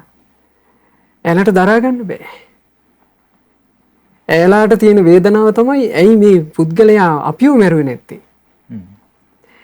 එයාලා ශාප කර කර යනවා. ඒ ශාප කර කර යනකොට මහා කාරුණික බුදුරජාණන් වහන්සේ එයාලාව දකිනවා. භාග්‍යතුන් වහන්සේ ශාක්‍ය වංශේ. බුදුරජාණන් වහන්සේ එයාලාව දැකලා එක භික්ෂුවකට ආමන්ත්‍රණය කළා. ඇත්ත මේ භාග්‍යතුන් වහන්සේ භික්ෂුවට ආමන්ත්‍රණය කරන්න පෙර මෙහෙම සිද්ධියක් වුණා. මේ කාන්තාව ශාප කරනකොට මේ ශාපේ හඬ විදුඩබට අහලා එපා වුණා. එක තැනකදී විදුඩබ සේනාවට කියනවා ඔය 500ත් ඕනේ. ඔය 500ෙම අත් කකුල් කපපල්ලා. කපලා මොහි ගොඩ ගහලා යමල්ලා කිව්වා. ලේ ගිහිල්ලා මැරෙන්නේ නැතයි කිව්වා. එතකොට අර තරුණ කාන්තාවන්ගේ අත් කකුල් දෙකම මහත්තයා කැපුවා. දැන් අත් කකුල කැපුවම මේ සම්පූර්ණ ශරීරයේ කොටේ වගේ ඒ ශරීර ටික ඔක්කොම එක ගොඩේ ගැහුවා. දැන් මේ කාන්තාව විඩූඩ කෙරෙහිම වෛරයෙන් යුක්තව ක්‍රෝධයෙන් යුක්තව ශාප කර කර මේ ශරීර දුර්වල වෙනවා. බුදුරජාණන් වහන්සේ මේක දැකලා අර භික්ෂුව ආමන්ත්‍රණය කළා. භික්ෂුවට කිව්වා, පින්වත් භික්ෂුව, මගේ දියණිවරු පිරිසක් අසරණ වෙලා. ඒ මාගේ දියණිවරු කියලා කිව්වේ මේ ශාක්‍ය වංශයේ බොහෝ දෙනෙක් මහත්තයා තෙරුවන් සරණ ගිහිල්ලා නේද? එහෙමයි. එතකොට තෙරුවන් සරණ ගියපු ඒ ශාක්‍ය දියණිවරු දැන් අසරණ වෙලා. බුදුරජාණන් වහන්සේ අදාරනවා මාගේ දියණිවරු මේ වෙද්දී අසරණ වෙලා. භික්ෂුව ඔබ යන්න. ඒ මාගේ දියණිවරුන්ට පිහිටක් වෙන්න. හරිම පුදුම සහගතයි මහත්තයා පිහිටක් වුණ හැටි. දැන් අපි නම් අද හිතයි පිහිටක් වෙනවා කියලා කියන්නේ එරදියෙන් අර කපපුවා සෙට් කරවද්ද. එහෙමයි. එහෙම ඒවනේ හිතෙන්නේ අපිට පිහිට කියලා. අර භික්ෂුව එරදියෙන් ඉක්මනින් එතෙන්ට වැඩම කළා. අහසේ ඉඳගෙන අර 500 දෙනාටම පේන විදිහට ඒ භික්ෂුව කියනවා, නැගණිවරුනි, නැගණිවරුනි, ඔබ හොඳට සිහිය පිහිටුව ගන්න. අපගේ මහා කාරුණික බුදුරජාණන් වහන්සේ නැගණිවරුනි වදාලා නොවේද මේ සංසාරයේ බිහිසුණුයි කියා? මේ සංසාරයේ දුක් වලින්ම පිරුණා කියා බුදුරජාණෝ වදාලා නොවේද? නැගණිවරුනි, දැන් හොඳට සිහිය උපදව ගන්නට මේ බිහිසුණු සසරේ බිහිසුණු ඉරණමක් ඔබ දැන් විඳිනවා. තවදුරටත් මේ සංසාරේ යන්න සිද්ධ වුණොත් මීටත් වඩා බිහිසුණු ඉරණම් වලට ඔබට ගොදුරු වෙන්න සිද්ධ වෙයි. ඒ නිසා නැගණිවරුනි අතහරින්න. මේ සසර අතහරින්න. සසරට බැඳෙන කිසිම දෙයක් ඔබ එකතු කරගන්න එපා කිව්වා. බණ අහපු පිරිසක් අර ඒ පිරිසට මතක් වුණා සසරට බැඳෙන දෙයක් ද්වේෂේ. සසරට බැඳෙන දෙයක් වෛරේ. සසරට බැඳෙන දෙයක් ක්‍රෝධේ. සසරෙන් නිදහස් වෙන්නේ මෙත්සිතෙන්. එහෙමයි. මෙත්සිත කියලා කියන්නේ සංසාරයට බඳින එකක් නෙමෙයි. එයාලා මෙත්සිත වඩන්න පටන් ගත්තා. මහත්තයා එතන ඒ 500 දෙනෙක් ඒ 500 දෙනෙක් කාන්තාවන්ගෙන් එක්කෙනෙක්වත් මාර්ගඵල නොලබා මිය ගියේ නෑ කියනවා. ආශ්චර්යයි. අවසාන මොහොතේ ස්වාමීනි. අවසාන මොහොතේ මේ 500 දෙනාම මාර්ගඵල ලැබූ අය විදිහට මිය පරලෝ ගියා. ඇතැම්ම අනාගාමී වෙන්න ඇති, ඇතැම්ම සකදාගාමී වෙන්න ඇති, ඇතැම්ම සෝතාපන්න වෙන්න ඇති. හැබැයි මේ සියලු දෙනා පිහිටක් හදාගෙන මිය ගියා. ඒ පිහිට අපිටත් හදාගන්න පුළුවන් අපේ ළඟ තිබුණොත් මෙත්සිත. එහෙමයි. ඒ නිසා පුරුදු කරගන්න පින්වතුනි ඕන ඔය කාරණා තුන. මොනවද ඒ කරුණු තුන? ඉවසීම, කරදර කංකටොළු දුක්ගිනි එනකොට ඉවසන්න. ඇයි අපි ඉවසන්න කියලා කියන්නේ? ඉවසීමට වඩා වැඩි දෙයක්, ඉවසීම හැර වෙන කරන්න දෙයක් ඇත්තේ නැති නිසා. එහෙමයි. මේ ප්‍රශ්න ඉස්සරහා අපිට ඉවසනව ඇරෙන්න මහත්තයා අපිට වෙන කරන්න දෙයක් නෑ. ඒ නිසා හොඳට ඉවසන්න ඕන. බලවත් කායික වේදනා එයි, ඉවසන්න. උහුලගන්න අපහසු කරුණු ජීවිතයට එයි, ඉවසන්න. ඉවසීම කියන එක අපේ ජීවිතයට ආශිර්වාදයක් බවට පත් වෙනවා. දේශනාවේ තියෙන්නේ කන්තයා බිහියෝන විජ්ජති. ඉවසීමට වැඩි තරම් ඌ යමක් නැත්තේ. ඒ උතුම් ඉවසීම ඔබ පුරුදු කරගන්න. ඊළඟ එක මෙත්සිත. පින්වතුනි, මේ ප්‍රශ්න කරදර කංකටොළු එනකොට නොයෙක් මාධ්‍ය ආදීමුත් අපේ මෙත්සිත නැති වෙන ඒවා තමයි ගොඩාක් අපිට අහන්න මේ දකින්න ලැබෙන්නේ. එහෙමයි. මිනිස්සු ගොඩාක් දෙනෙක් මහත්තයා හුරු වෙන්නේ කොහේට හරි ඇඟිල්ල දික් කර කර, ශාප කර කර, බැන බැන එකම රැල්ලක්. එහෙමයි. එහෙමයි. අපි මේ රැල්ලෙන් බේරෙන්න ඕන. එහෙමයි. අපිට මේ රැල්ලෙන් බේරෙන්න තියෙන්නේ මෙත්සිතින්. ඔබ මෙත්සිතම හුරු කරන්න. මෛත්‍රියම පුරුදු කරන්න. මෙත්සිතෙන්මයි දිනන්න තියෙන්නේ. මෙත්සිත කියන එකමයි අපිට උදව් කරන දේ. ඒ මෙත්සිත කියන එකම අවසාන මොහොතේ නැති වෙලා සිද්ධ වෙච්ච සමහර සිද්ධි අපිට අහන්න ලැබිලා තියෙනවා. දැන් ඒක අවස්ථාවක එක අම්මා කෙනෙක් මිය පරලෝ ගිහිල්ලා එයා ආයේ මේ ඒ නිවසටම දිෂ්ටියක් විදියට ආවා. ඒකෙන් තමයි අපිට මේ කාරණේ අහන්න ලැබෙන්නේ. යම් පමණකට ධර්මයක් අහලා ඒ ධර්මය පුරුදු කරන්න මහන්සි වෙච්ච කෙනෙක් මහත්තයා. අන්තිම මොහොතේ අපේක්ෂාවක හිටියයි අම්මා. අන්තිම මොහොතේ මට හිත එකලස් කරගෙන භාවනා කර කර ඉන්න ඕන. ඉතින් මේ අම්මට තිබුණේ කැන්සර් එකක්. මේ අම්මා ලෙඩ ඇඳේ හිටියේම මේ හිත එකලස් කරගන්න ඕන. හිත එකලස් කරගෙන ඉඳීම තමයි මට වටින්නේ. ආදි වශයෙන් මේ අම්මා ලොකු බලාපොරොත්තුවක ඒකේ හිටියා. එහෙමයි. ඒ ඉන්නකොට ඉතින් දරුවන්ට ආරංචි වුණා අම්මට හොඳටම දැන් අමාරුයි. අම්මා තව සුළු මොහොතයි ඉන්නේ කියලා. දූලා ටිකක් හිටියේ. දූලාට මහත්තයා මේක එකපාර දරා ගන්න අමාරුයිනේ. එහෙමයි. දූලා මෙතෙන්ද මේ රෝහලට දුවලා 3-4 දෙනෙක් හිටියා ඔක්කොමලා ආවා. ඇඳ වට කරගෙන අනේ අපේ අම්මා අපිව දාලා යන්න එපා කියලා දැන් මෙතන මේ අම්මට නොයෙක් කන්නලව කරන්න පටන් ගත්තා. මේ අම්මා හිත එකලස් කරගෙන මොකක් හරි මේ පිනක කුසලයක හිත තියාගෙන ඉන්න ඕන කියන දැඩි අදිෂ්ඨානයේ තමයි ඉඳලා තියෙන්නේ. ඒ දැඩි අදිෂ්ඨානයක් කියනකට වඩා මහත්තයා ඒකට කියන්න ඕනේ දැඩි අදහසක ඉඳලා තියෙන්නේ. එහෙමයි. අර දූල ඇවිල්ලා කෑකොස්සන් ගහනකොට අම්මට ඒක කරගන්න බැරුව ගියා. යන්න එපා කියලා කියනවා. යන්න එපා කියනවා.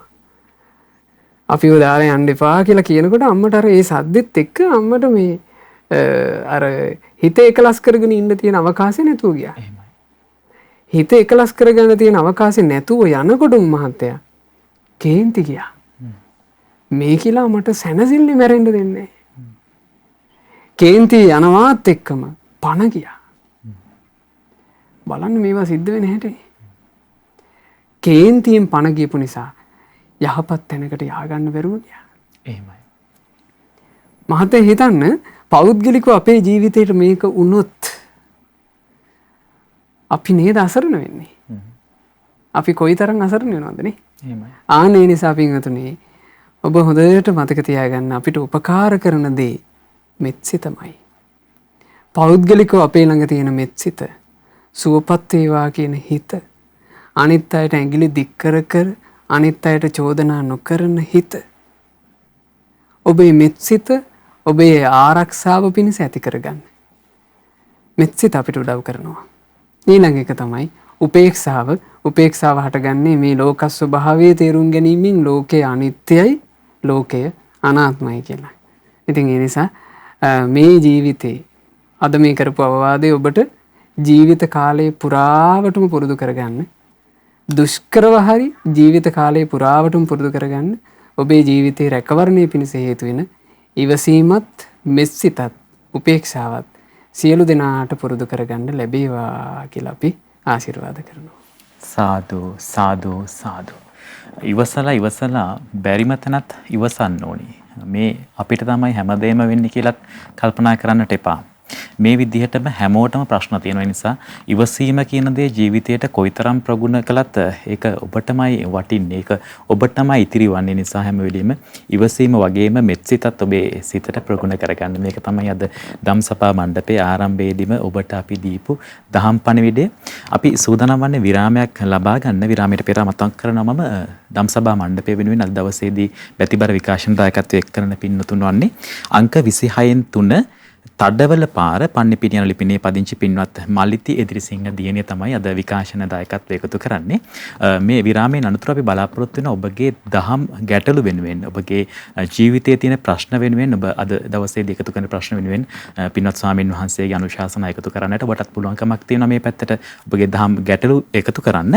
0112 548 400 කියන සුපුරුදු දුරකථන අංකය විවෘතව පවතින ඔබ වෙනුවෙන් අපි විරාමයෙන් අනතුරු නැවතත් මේ දහම් ගැටලු වෙනුවෙන් පින්වත් ස්වාමීන් වහන්සේගේ අවවාද අනුශාසනා ලබා ගමු. අපි රැඳී සිටින්නට ආරාධනා කරන ඔබට අපි සමගම.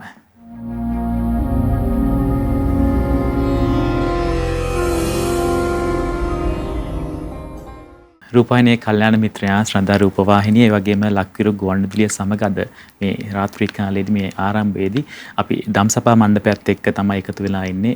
ධර්ම ප්‍රශ්න ඔබට තියෙන ජීවිතයේ තියෙන ධර්මයත් එක්ක ගලප ගන්න පුළුවන් සියලු ප්‍රශ්න අපිට ඕනෑම ප්‍රශ්නයක් අපේ ශාස්ත්‍රඥ වහන්සේගේ භාග්‍යවතුන් වහන්සේගේ මේ ගැන්වීමත් එක්ක මේ දේශනාවනුත් එක්ක ගලප ගන්නට පුළුවන්.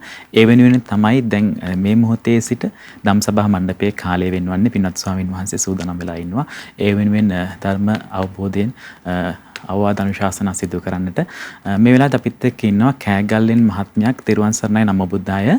නමෝ බුද්ධාය. පින්වත් ස්වාමීන් වහන්සේ, මම ඇත්තටම අසප්‍රසර කරගනිමින් ශ්‍රද්ධාවෙන් වන්දනා කරගනිමින් ඒ කටයුතු වල යෙදෙමින් සිටිය කෙනෙක්.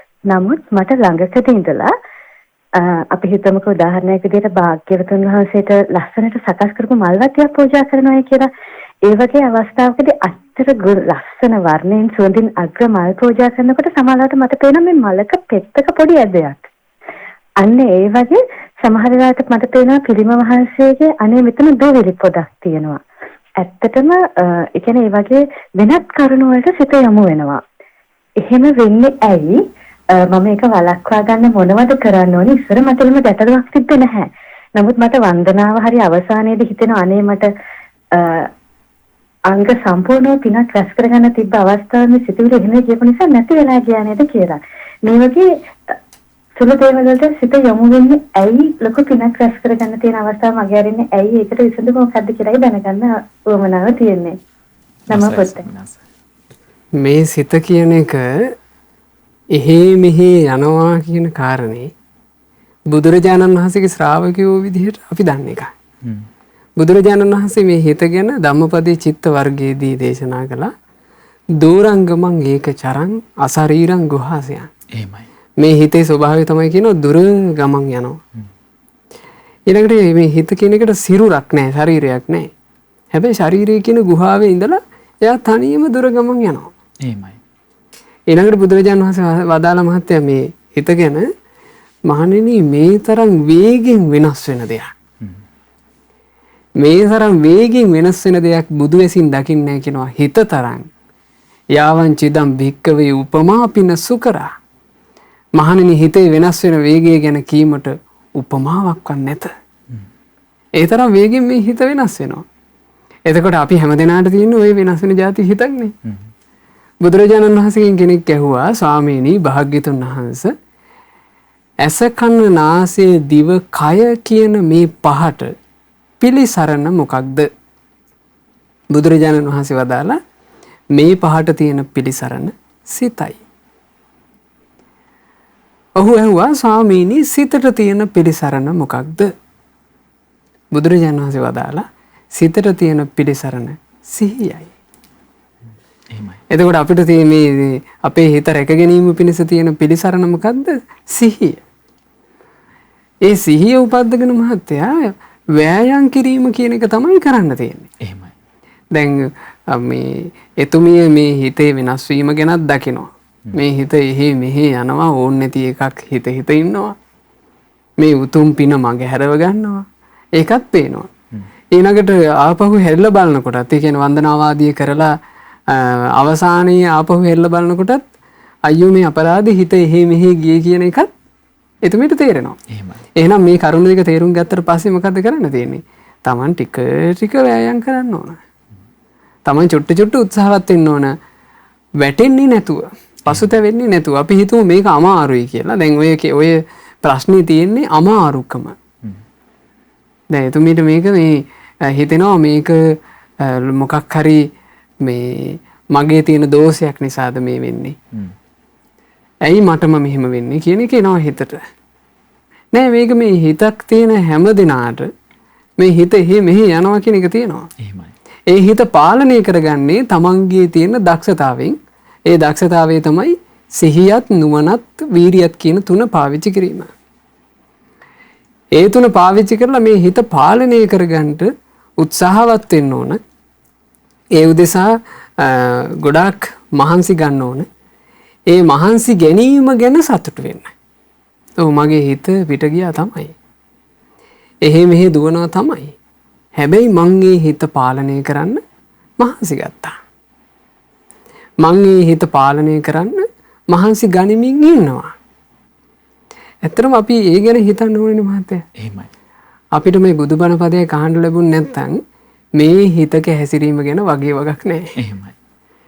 බණපදයක් අහපු නිසා නේද අපි මේ හිත අකුසලයට යනවාය හිත රැකගන්නේ කොහොමද මේ ගැන හිතන්නේ. එතකොට තමන් ගැන සතුට වෙන්න කාරණාවක්. මම්මගේ හිතුමනාපට දඟලන හිත පාලනය කරගන්න මහන්සි ගනිමින් ඉන්නවා කියලා. එහෙමයි. බුදුරජාණන් වහන්සේ මේ හිතුමනාපට දඟලන හිත පාලනය කිරීම ගැන මහත්ය වදාළ හරි ලස්සන උපමාවක්. ඒ උපමාවෙන් අපිට තේරුම් ගන්න පුළුවන් අපි හිත පාලනය කළ යුත්තේ කොහොමද කියන එක.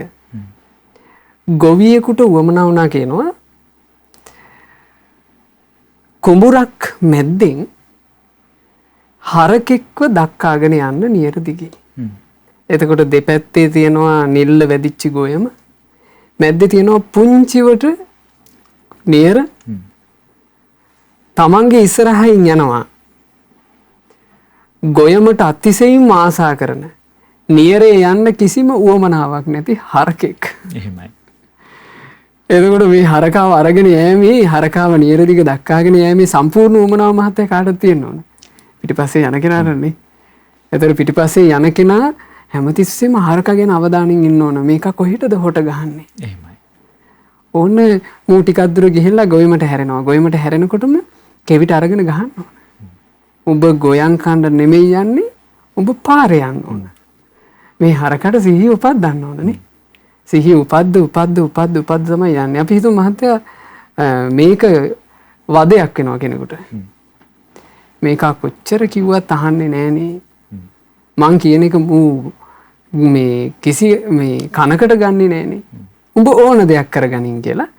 අපි හිතමු එයා අවධානය අතහැරියා කියලා. උත්සාහය අතහරිනවා. උත්සාහය අතහැරියා. හරක මොනව කරයිද? හරක හිතු මනාපිට අර ගොයමට බහැලා ගොයන් කනවා. ඒ වගේ මේ හිත අපි ගන්නත් දෙර වෙන්න පුළුවන් ස්වාමීන් වහන්සේ. ආපහු ගන්නත් දුෂ්කර වෙනවා. එහෙමයි. ආපහු ගන්නත් දුෂ්කර වෙනවා. එහෙමයි. ඊට පස්සේ හරක පාලනය කරන්න බැරි තැනටම වැටෙනවා. එහෙමයි ස්වාමීන් වහන්සේ. ඒ නිසා මේ හිත පාලනය කරගන්නවා කියන එක දැන් හරකෙක් නම් එහෙම පාලනය කරන් අරන් යන්න පුළුවන්. හිත කියන එක එහෙම ලේසියෙන් කරන්න පුළුවන් එකක් නෙවෙයි. පාලනය කරන්න දුෂ්කර, හසුරුවා ගන්න දුෂ්කර එකක් හිත. හැබැයි ඒ හිත দমনය කරන්න බුදුරජාණන් වහන්සේගේ සද්ධර්මය කියන দমনය කිරීමේ ශිල්පයෙන් පුළුවන්. ඒක පුළුවන් බව භාග්‍යතුන් වහන්සේ පසක් කළා. ඒක පුළුවන් බව මහා රහතුන් පසක් කළා. ඒක කළා. ඒ නිසා අපිට ඒවා සිහි කරගෙන අපේ හිත দমনය කරන්න මහන්සි ගන්නයි තියෙන්නේ. ඒ මහන්සිය ගැන සතුටු වෙන්න. ඉතින් ඒ විදිහට කාලයක් කරනකොට හිත দমনය කරගන්න පුළුවන්. කොයිතරම්නම් වටිනා කියන දහම් අවවාදයක්ද මේ দমনය කිරීම. අපේ සිත කොහොමත් ඔය පුරුදු ස්වභාවය තමයි. ඔබට මට අපිට හැමෝටම මේ පුරුදු ස්වභාවය තමයි වටිනා කියන දහම් අවවාදයක් ලැබුණේ. 0112/548 කියන දුරකථන අංකයේ විවෘතව පවතිනවා. මේ වෙලාවට ඉන්නවා පානදුරෙන් පින්වත් මහත්මයක්. තෙරුවන් සරණයි. නමෝ බුද්ධාය. නමෝ බුද්ධාය. පරිසතහන්ට මම ගොඩාක් ගෞරව කරනවා. මොකද මම ගොඩක් පිටතට තමයි ජීවත් වුනේ. ඒ කාලේදී මට බුදු කියන්නේ මම මුලින්ම බුදු දහම මම බෞද්ධයෙක්. ඉන්නා බුද්ධාගම කයමම් කියනවා අපි ගාතට කියනවා වදිනවා පෙරුමක් බෑ. නමුත් මම මාස 6යි මේ වැඩසටහන ඇත්තටම මට මේ මගේ අම්මේ වැඩසටහන අහන්න සම්බන්ධ වෙලා මාස 6යි. මම ප්‍රශ්න ඇත්තටම කියනවා මම පාරාචාරාවකට වඩා ප්‍රශ්න ගොඩක් තියෙන මොන දීලා ජීවිතේට ඉන්න කෙනෙක්. නමුත් මේ මාස 6ට මම ගොඩාක් මේ මාස 6ට මේ ස්වාමීන් වහන්සේලා මට බුදු ලැබෙනවා. බුදු වෙන මට හිතෙනවා මේ බුදුවරුද කියලා. එයාලා නිසා මම මේ වචනවල මම දවසටයි 24 මට ගෙදර මම මේ රේඩියෝ ඕෆ් කරන්නේ. මම ටීවී බලන්නේ. ඒකට හේතුව තමයි මම රූප බුදුරජාණන් වහන්සේගේ ධර්මයේ හුඟාත්ම හදවතටම අරගෙන ඉන්නවා. මම රූප ඇස්දකින් බලලා මම එහෙම සනසන්න කැමතියි. ඒකට මම කැමතිම නෑ රූප වලට. ඒ වෙලාවට මට හිතෙනවා බුදුරජාණන් වහන්සේ කියලා තියෙන රූප වලට මම යන්නේ එපා කියලා මට දැනෙනවා. මේ ස්වාමීන් වහන්සේලා කියා දෙන බණපද මගේ හදවතට වැදෙනවා. නමුත් මම අවුරුදු 22ක දියෝදියා රෝගියෙක්. ඒ නිසා මට මතකයේ කියන ශක්තිය අඩුයි. නමුත් ඒ අහන හැම බණපදයක්ම මම ගාථාවෙන් මතක නොහිටියට බණපදයේ අර්ථයෙන් මට මතකේ තියෙනවා. මට ඇත්තටම මම මේ මාස 6ක් ඇතුළත මේ වැඩසටහන් වලට සම්බන්ධ වෙලා අහන්න වෙලා මම ගොඩාක් ප්‍රශ්න දෙක ඉන්න කෙනෙක්. මම තනියෙන් ජීවත් වෙන තනි වෙලා ඉන්න කෙනෙක්. ඒකටත් හරි දුකක් වේදනා මට දැනෙන. මම ඉස්සර මට එකම පුතල් හිටියේ. මත් කුඩුමත් ද්‍රව්‍යයට බැරි වෙලා දැන් ඉන්නේ ආගිත් තුඩ පාරක් කියවහම ගුවන් හම්දාගේ අවුරුදු 10ක් සේවය කරපු හොඳ ළමයෙක් නමුත් අද හොඳ ළමයෙක් නරක සමාජ විසින් විනාශ කරලා තිනවා. නමුත් මම උදේ බුදුන් වදිනවා මේ බුදුරජාණන් මේ ස්වාමීන් වහන්සේලා දෙන බණ පද අතරේ එයාලා දෙන ආශිර්වාද මම පාන්දර මම නින්ද යනවා ඒ අහගෙන ඉන්නවා මම ඇහැරෙනකොට මට ඇහෙන්නේ මේ රේඩියෝ එකේ මේ බණ පදයක් තමයි. මම උදේ නැගිටින්නේ බණ පද අහගෙන පිරිත් අහගෙන මේ ස්වාමීන් වහන්සේ සමහරවිට පාන්දර 4 නැකිලා මම බුදුපාන කියලා මම මේව අහගෙන ඉන්නවා. ඉතින් මට දැනෙනවා ලොකු සැනසෙල්ලක්. ඉතින් මම අහන්නේ ස්වාමීන් වහන්සේගෙන් අපි පෙරපව් කරලා ස්වාමීන් වහන්සේලා කියනවා. මම අහගෙන ඉන්නවා ඒක ඇත්ත අපි වපුරන දේ තමයි අපි කපා ගන්න කියන්නේ පූර්වීය ජාතිය මහා කරපු ලොකු අකුසලයක් වෙන්න ඇති කියලා මට හැමතිස්සෙම හිතට මෙනෙහි වෙනවා. ඒ නිසා මම බුදුන් වහන්සේ කියන්නේ මගේ පෙර අකුසල් දෙවෙන්න කියලායි. නමුත් ස්වාමීන් වහන්සේලාගෙන් මම දැනගන්න කැමති අහලා මේ තරම් කියන්නේ මම ගොඩාක් සබ්ජෙක්ට් ප්‍රශ්න වලට ජීවිතේ හැලහැප්පිලි වලට තාඩන පීඩන වලට මුහුණ දීලා ජීවත් වෙන කෙනෙක්. ගෙවල් දෙකක් හැදුවා රට කියලා. නමුත් අද ඉන්නේ මම කුලියට. මගේ ගෙවල් දෙකම මට අහිමි. ඒ කියන්නේ මගේ ස්වාම පුරුෂයා එකක් අයිති කරගත්තා. අනිත් එක ඒකත් කැවිතිකාර විදිහට කෙනෙක් අයිති කරගෙන තියෙනවා. දැන් ඒකට මම උත්සාහය යන්න වෙනවා. මට ඒ වුණාට වෙලාවකට මේ බණ අහන නිසා ඒවට යන්න හිතෙන්නේ නැහැ. මට හිතෙන ඒවත් ඕනේ අනිත්‍යයි කියලා. නමුත් මට ඉන්න තැනකුත් අවශ්‍යයි. මම ස්වාමීන් වහන්සේගෙන් අහලා දැනගන්න කැමති කර්මඵල මම විශ්වාස කරනවා මේ බණ ධර්මය අහලම. මට මේ බණ කියා දීලා මගේ මේ ජීවිතේ මේ දුක්ඛ කියන එක නෑ හැබැයි මම හරි ශක්තිවන්ත මම ඉස්සර ගොඩාක් නපුරුයි. මට ලොකු කියන්නේ මට කවුරුද මොනවද මගේ හිත ඇතුලේ මහා විශාල වෛරයක් දැනුනේ ඇති තියෙනවා ඒ කෙනෙක් ගැන. හැබැයි මේ මාස 6ට ඒ ස්වාමීන් වහන්සේලා මගේ මුළු හිතම සුද්ධ කරලා තියෙන්නේ. මගේ හිතේ වෛරය කියලා කායිකවත් නෑ දැන්. මට එහෙම තරහ යන්නෙත් නෑ. මට තරහ යන්න කවුරුහරි මොනවද කළොත් මම ඒ හැමෝටම මෛත්‍රී කරනවා. මම පුදුම විදිහට මේ හරි ජීවිතේ ලොකු වෙනසක් මේ මාස 6ක් ඇතුළත මට ලැබුණා කියන්නේ. අනේ මම දන්නේ මට හිතා ගන්න බෑ මේ මහමෙනාවේ ලොකු ස්වාමීන් වහන්සේ දැන් බුදු වෙනවාම අනිත් ස්වාමීන් වහන්සේලාත් ඒ බුද්ධත්ව ප්‍රාර්ථනා කරන මේ ස්වාමීන් වහන්සේලාට ඉතින් මම ස්වාමීන් වහන්සේලාගෙන් දැනගන්න කැමති මගේ මේ පාපයේ පෙර පාපයක් නැති මම උපන් දාන්නේ දුක්ඛින්ද මම උරා කම්බ කරපු කෙනෙක්. නමුත් රුපියලක්වත් මගේ ළඟ නැහැ. මොකද ඒ සේරම නිකන් අර ගලා යන වතුරට ගියා වගේ අන්න අය විසින් මේ කොච්චර මොනකද මට නින්දාපාත වැරදුනේ නෑ. මං හරියට නින්දාපාත අදටත් මම නින්දාපාත කරනවා. මේ මිනිස් මට කියනවා මේ බලන්න මං ඔය සාතර පැත්තේ ගියා. ඒවට ගියාම සෑහෙන විදන් කරනවා. මගේ ළමයාට අපිට මොනවද කරන්න තුන් පැත්තට යන්න කරලා කියලා මමයි මහත්තයාලා මෙයාදත් අපි තුන් පැත්තේ. මං හරියට ඕවර විදන් කළා කැපුවා. ඒව බොරු. දැන් මට තේරෙනවා හැමෝම කරන්නේ බොරු. ලක්ෂ ගණන් ඒවට විදන් කරා. අද නම් රුපියලක් ළඟත් නෑ.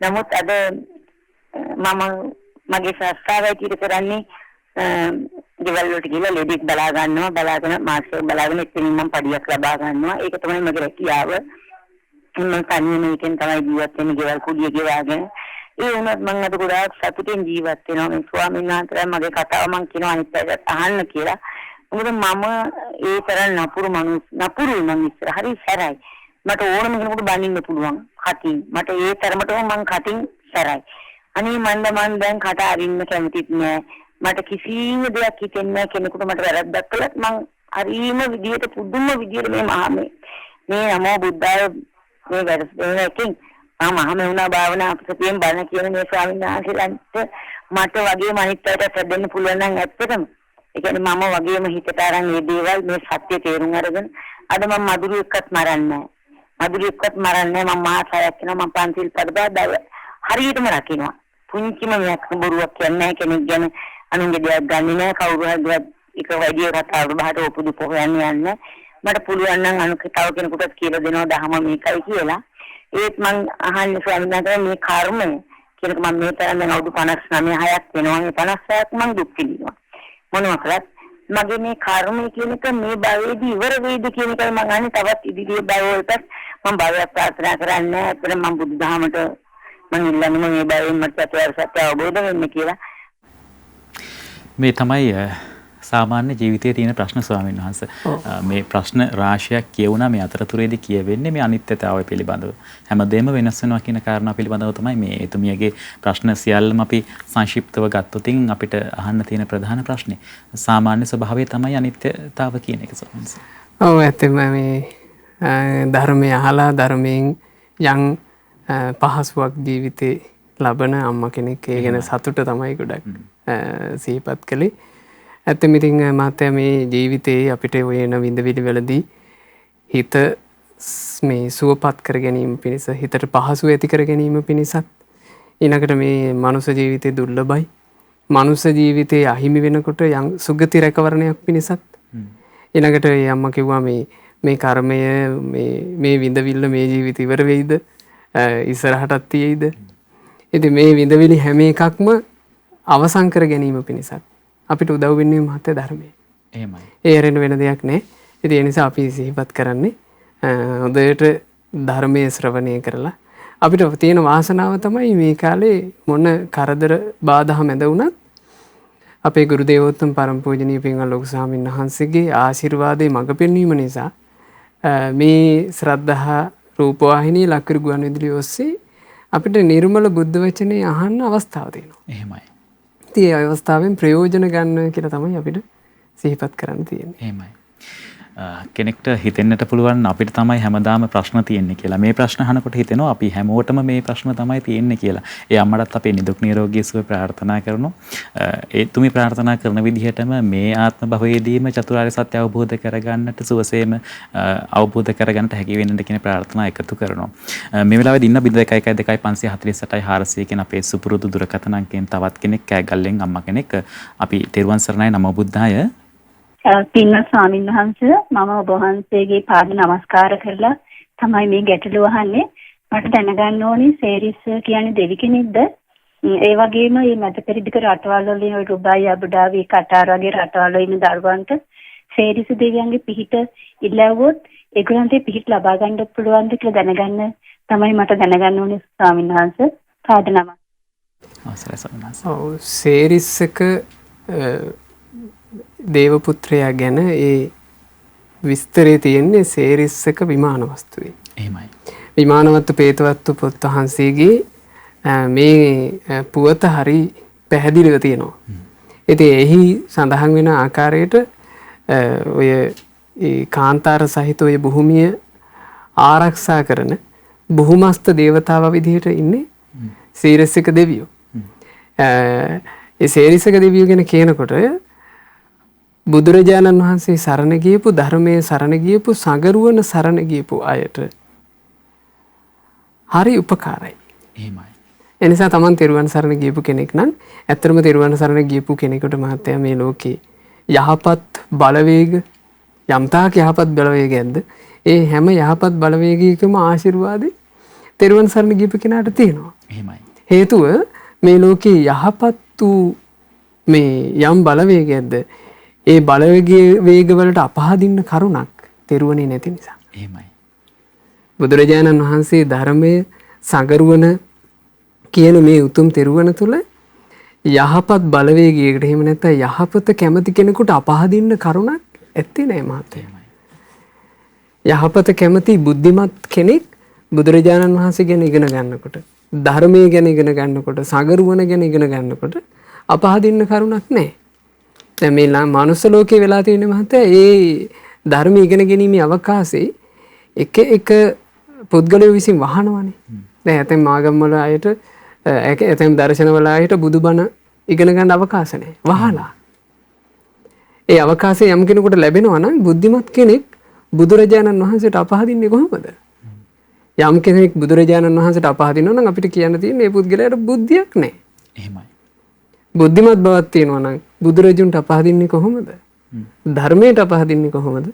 සගරුවනට අපහදින්නේ කොහොමද? ඉතින් සේරිස් එක විමාන වස්තුව කියවන්න.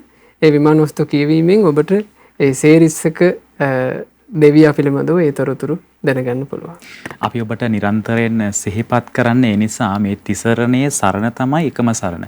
තිසරණයේ පිළිසරණ ලබන කෙනෙකුට අනිකුත් ඕඩෑම පිළිසරණක් ලබන්නට හැකියාව ලැබෙනවා. නිරායාසයෙන්ම අනිකුත් සියලුම සරණ පිළිසරණ ලැබෙනවා. ඒ නිසාම තිසරණයේ සරණ යන්න. එතකොට ඔබට අනිකුත් සියලුම ප්‍රශ්න විසඳෙනවා කියන කාරණා මතක් කරනවා. 0112 548 කියන අපේ සුපුරුදු දුරකථන අංකය විවෘතව පවතින ඔබ වෙනුවෙන් ඔබටත් පුළුවන්කමක් තියෙනවා ඔබේ ජීවිතය ජීවිතයේ තියෙන ප්‍රශ්න ධාර්මික අවවාදයන් උදෙසා උන්වහන්සේ පින්වත් ස්වාමීන් වහන්සේ උදෙසා ඉදිරිපත් කරන්නට මේ වෙලාවේ ඉන්නවා ගම්පහෙන් ප්‍රියදර්ශනී මහත්මිය. තිරුවන් සරණයි. නමෝ බුද්ධාය. මේ මම නිතරම ධර්මයේ ශ්‍රවණය කරන කෙනෙක්. ස්වාමීන් වහන්සේගෙන් දැනගන්න කැමතියි මේ සී සද්ධර්මයේ ශ්‍රවණය කිරීමෙන් ලැබෙන ආනිසංස මොනවද කියලා මේ ඔබ වහන්සේ කාමේ ඊටම ගෞරවයෙන් ඉල්ලා සිටිනවා. නමෝ බුද්ධාය. බුද්ධාය. පින්වත් ස්වාමීන් වහන්සේ ධර්මයේ පිළිසරණ. ධර්මයේ ශ්‍රවණය කිරීමෙන් ලැබෙන ආනිසංස. එහෙමයි. ධර්මයේ ශ්‍රවණය කිරීම හේතු කරගෙන තමයි මේ ධර්මයේ ශ්‍රවණය කිරීම හේතු කරගෙනමයි කෙනෙකුට මේ මනුස්ස ජීවිතේ සාර්ථක කරගන්න ලැබෙන්නේ. මනුස්ස ජීවිතය තුළ මේ මනුස්සයෙක් විදිහට අපිට බණපදයක් ඇහෙන ජීවිතයක් නෙමේක. මේ මනුස්ස ජීවිතය අපිට සාර්ථක කරගන්න ලැබෙනවා බණපද අහන්න ලැබුණු නිසා. හේතුව මහත්තයා බණපද ඇහිීමෙන් මේ මනුස්සයාට වටිනාම දේ ලැබෙනවා. මොකද්ද මනුස්සයාට ලැබෙන වටිනාම දේ? මනුස්සයාගේ ජීවිතේ එහෙම නැත්නම් මේ සත්වයාගේ ජීවිතේ වටිනම දේ මොකක්ද? අපි සාමාන්‍ය කෙනෙකුගෙන් අහුවොත් නම් එක උත්තර දෙයි. එහෙමයි. බුදුරජාණන් වහන්සේගෙන්ම කෙනෙක් ඇහුවා. ස්වාමීනි භාග්‍යතුන් වහන්සේ කිංසු නරාණං රතනං මේ මිනිස්යාට තියෙන වටිනාම දේ මොකක්ද? බුදුරජාණන් වහන්සේ වදාලා පඤ්ඤා නරාණං රතනං මිනිස්යාට තියෙන වටිනාම දේ ප්‍රඥාවයි. ඒ ප්‍රඥාව කියලා කිව්ව ගමන් මහත්තයා බොහෝ දෙනෙක් පටල ගන්නවා ප්‍රඥාව කියන කාරණාව. ඇත්තටම ප්‍රඥාව කියන කාරණාව පටල ගන්න හේතුව මොකද්ද? ප්‍රඥාව නැතිකම. ප්‍රඥාව කියන කාරණාව පටල ගන්නේම ප්‍රඥාව නැති නිසා. එහෙමයි. ඒ කියන්නේ සාමාන්‍යයෙන් කෙනෙක් හිතනවා ශිල්පීය දැනුමට ප්‍රඥාව කියලා.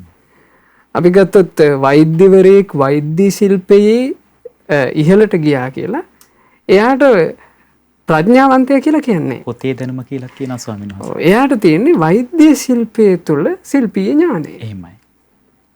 වෙනයම් හෝ කටයුත්තක වෙනයම් හෝ කර්මාන්තයක වෙනයම් හෝ ශිල්පයක කෙලපැමිණි කෙනාට තියෙන්නේ ශිල්පීය ඥානයක් විශේෂම ඥානයක් මිසක් ඒකට කියන්නේ ප්‍රඥාව කියලා. එහෙමයි.